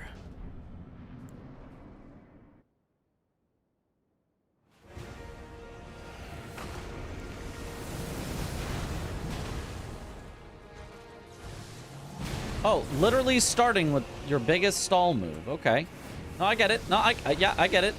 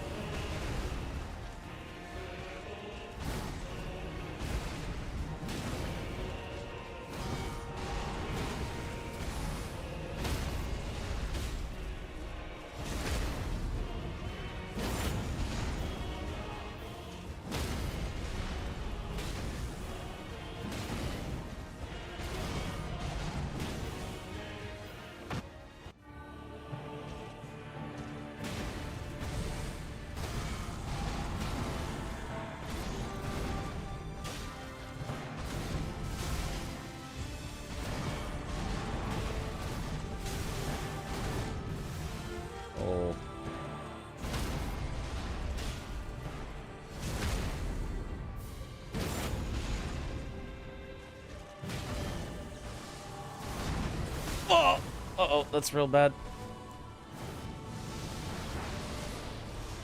Heal! I'm spamming the button and it just doesn't go! Yeah, I couldn't do anything. Ah, damn. There's literally nothing I could do.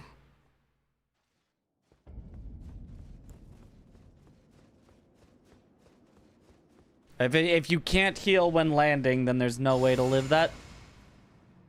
It is not avoidable.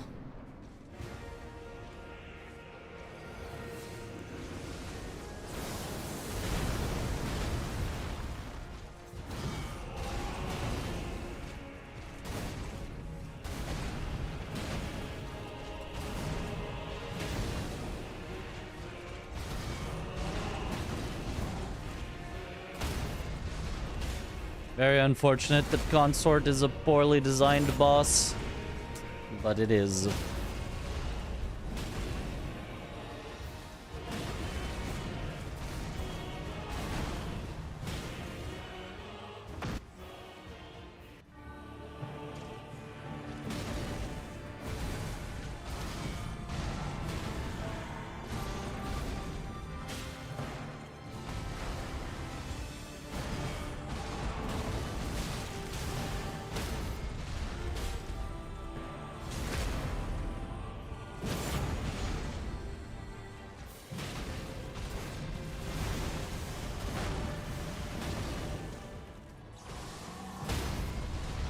No stalling.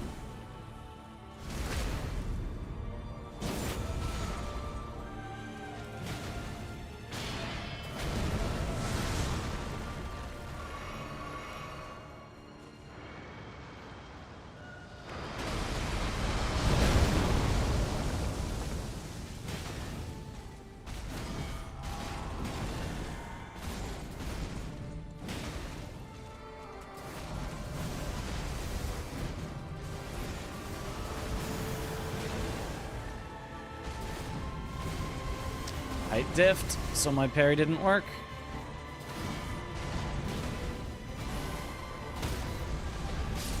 All right.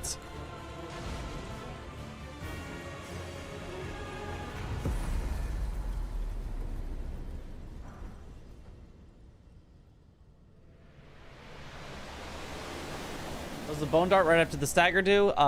Keeps his poise so that it won't decay, because his poise decays way faster than like any other boss at his poise level. All right, still another PB, kind of.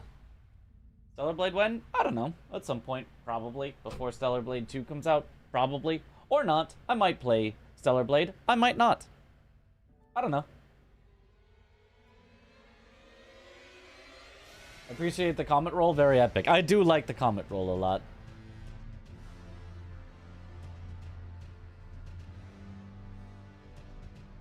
There's always a bomb also. Oh, of course, yes. For 24. Of course, of course.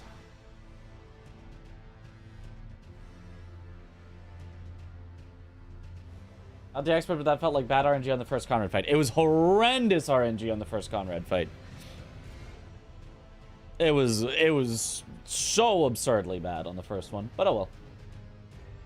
Be there when Stellar Blade happens. All right. Wait, but that means if I continue to put it off, then you'll have to stick around for longer. Wait a minute. Infinite Watcher pack. Just never play the game. They're sticking around and waiting for you to play. It's perfect. Alright. Get that there. Okay, so there really is nobody playing Vengus?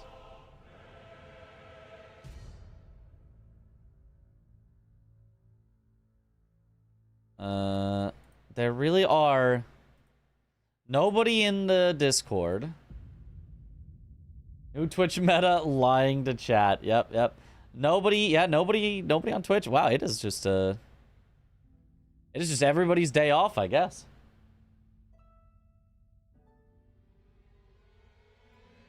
So I'm dipping as soon as Mitch plays Elden Ring. Yeah, I can't stand when he plays that game. I never watch that. AI generated Elden Ring bingo. Oh no. Oh no.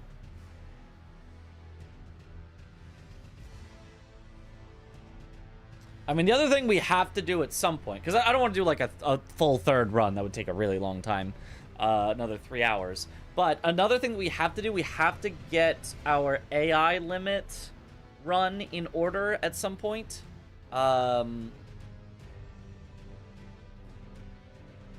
So...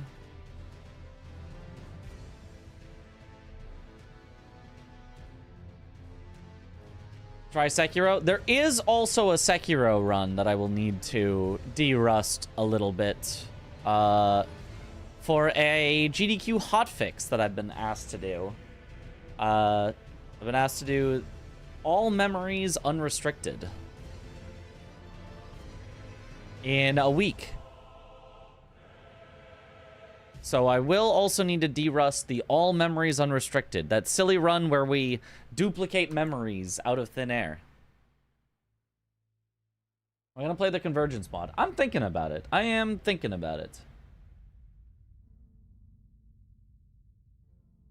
I got a few things to potentially do. I mean, I guess the closest upcoming is actually the Sekiro run that I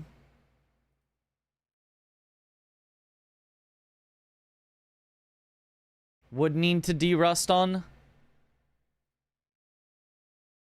It's also the one I've done most recently, so it's actually not... I shouldn't be that rusty on it, in theory. That's fun. What date is the Sekiro run specifically? The 27th. The Saturday, the 27th.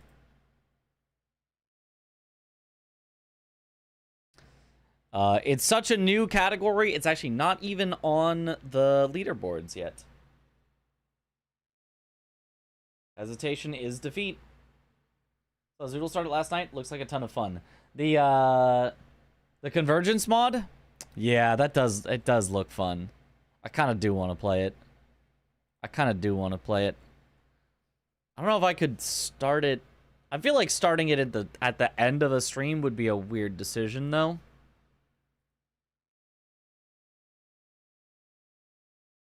I'm gonna say no to watching a Mitch Sekiro run. Yeah. Okay, how about this? I go to bed so that I can do productive things tomorrow, because tomorrow is going to be my productive day. I add to my productive list, get the Convergence mod. I add to my list, get AI limit. Make sure that all is installed. I add to my list the Sekiro run, and then I've got all of those to pick from for tomorrow, and I do all my productive stuff like getting a haircut. Whoa, that's crazy. Veg. And it has just kind of been a tired day, so getting an early sleep can't be that bad. Go to bed? Who am I? Veg sounds good. I think this is a veg angle. And then tomorrow I'll have more stuff to practice so we can go late. Tomorrow we can go late because even if nobody's on for bingo or anything like that, I will actually have Sekiro ready. You guys don't need to watch me try to figure out, okay, what version of the game was I playing on? How do I set things up? It'll just be set up.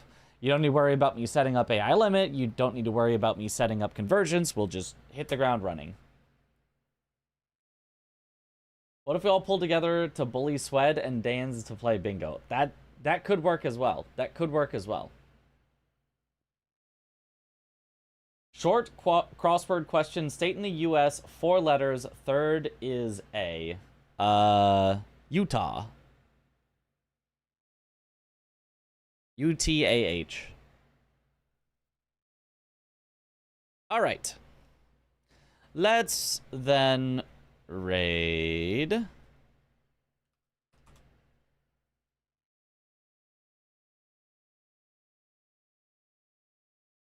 Oh, I think... Would it be spoiling if we raid into somebody who is, who's starting the Convergence mod? I mean, can you really spoil a mod? We'll raid into Dino anyway.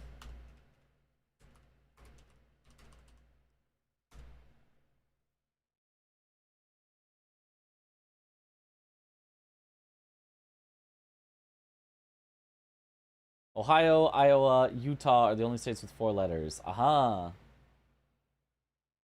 Swed! But yeah, thank you all for watching. Have a good night, or morning, or afternoon, or evening. Wherever in the world you all happen to be. And I will see you all later. Have a good night, everyone. As new bosses, I guess, would be considered spoilers. Yeah, I mean, I'm probably not gonna like stick around to watch for too long, but if you want to, if you can, I will probably play the Convergence mod soon, assuming I don't feel too pressured to do all the runs that I need to get ready for GDQ stuff. But if I have time, I'll probably try playing it and see how it goes. But yeah, thank you for watching. Have a good one, everyone. Bye bye.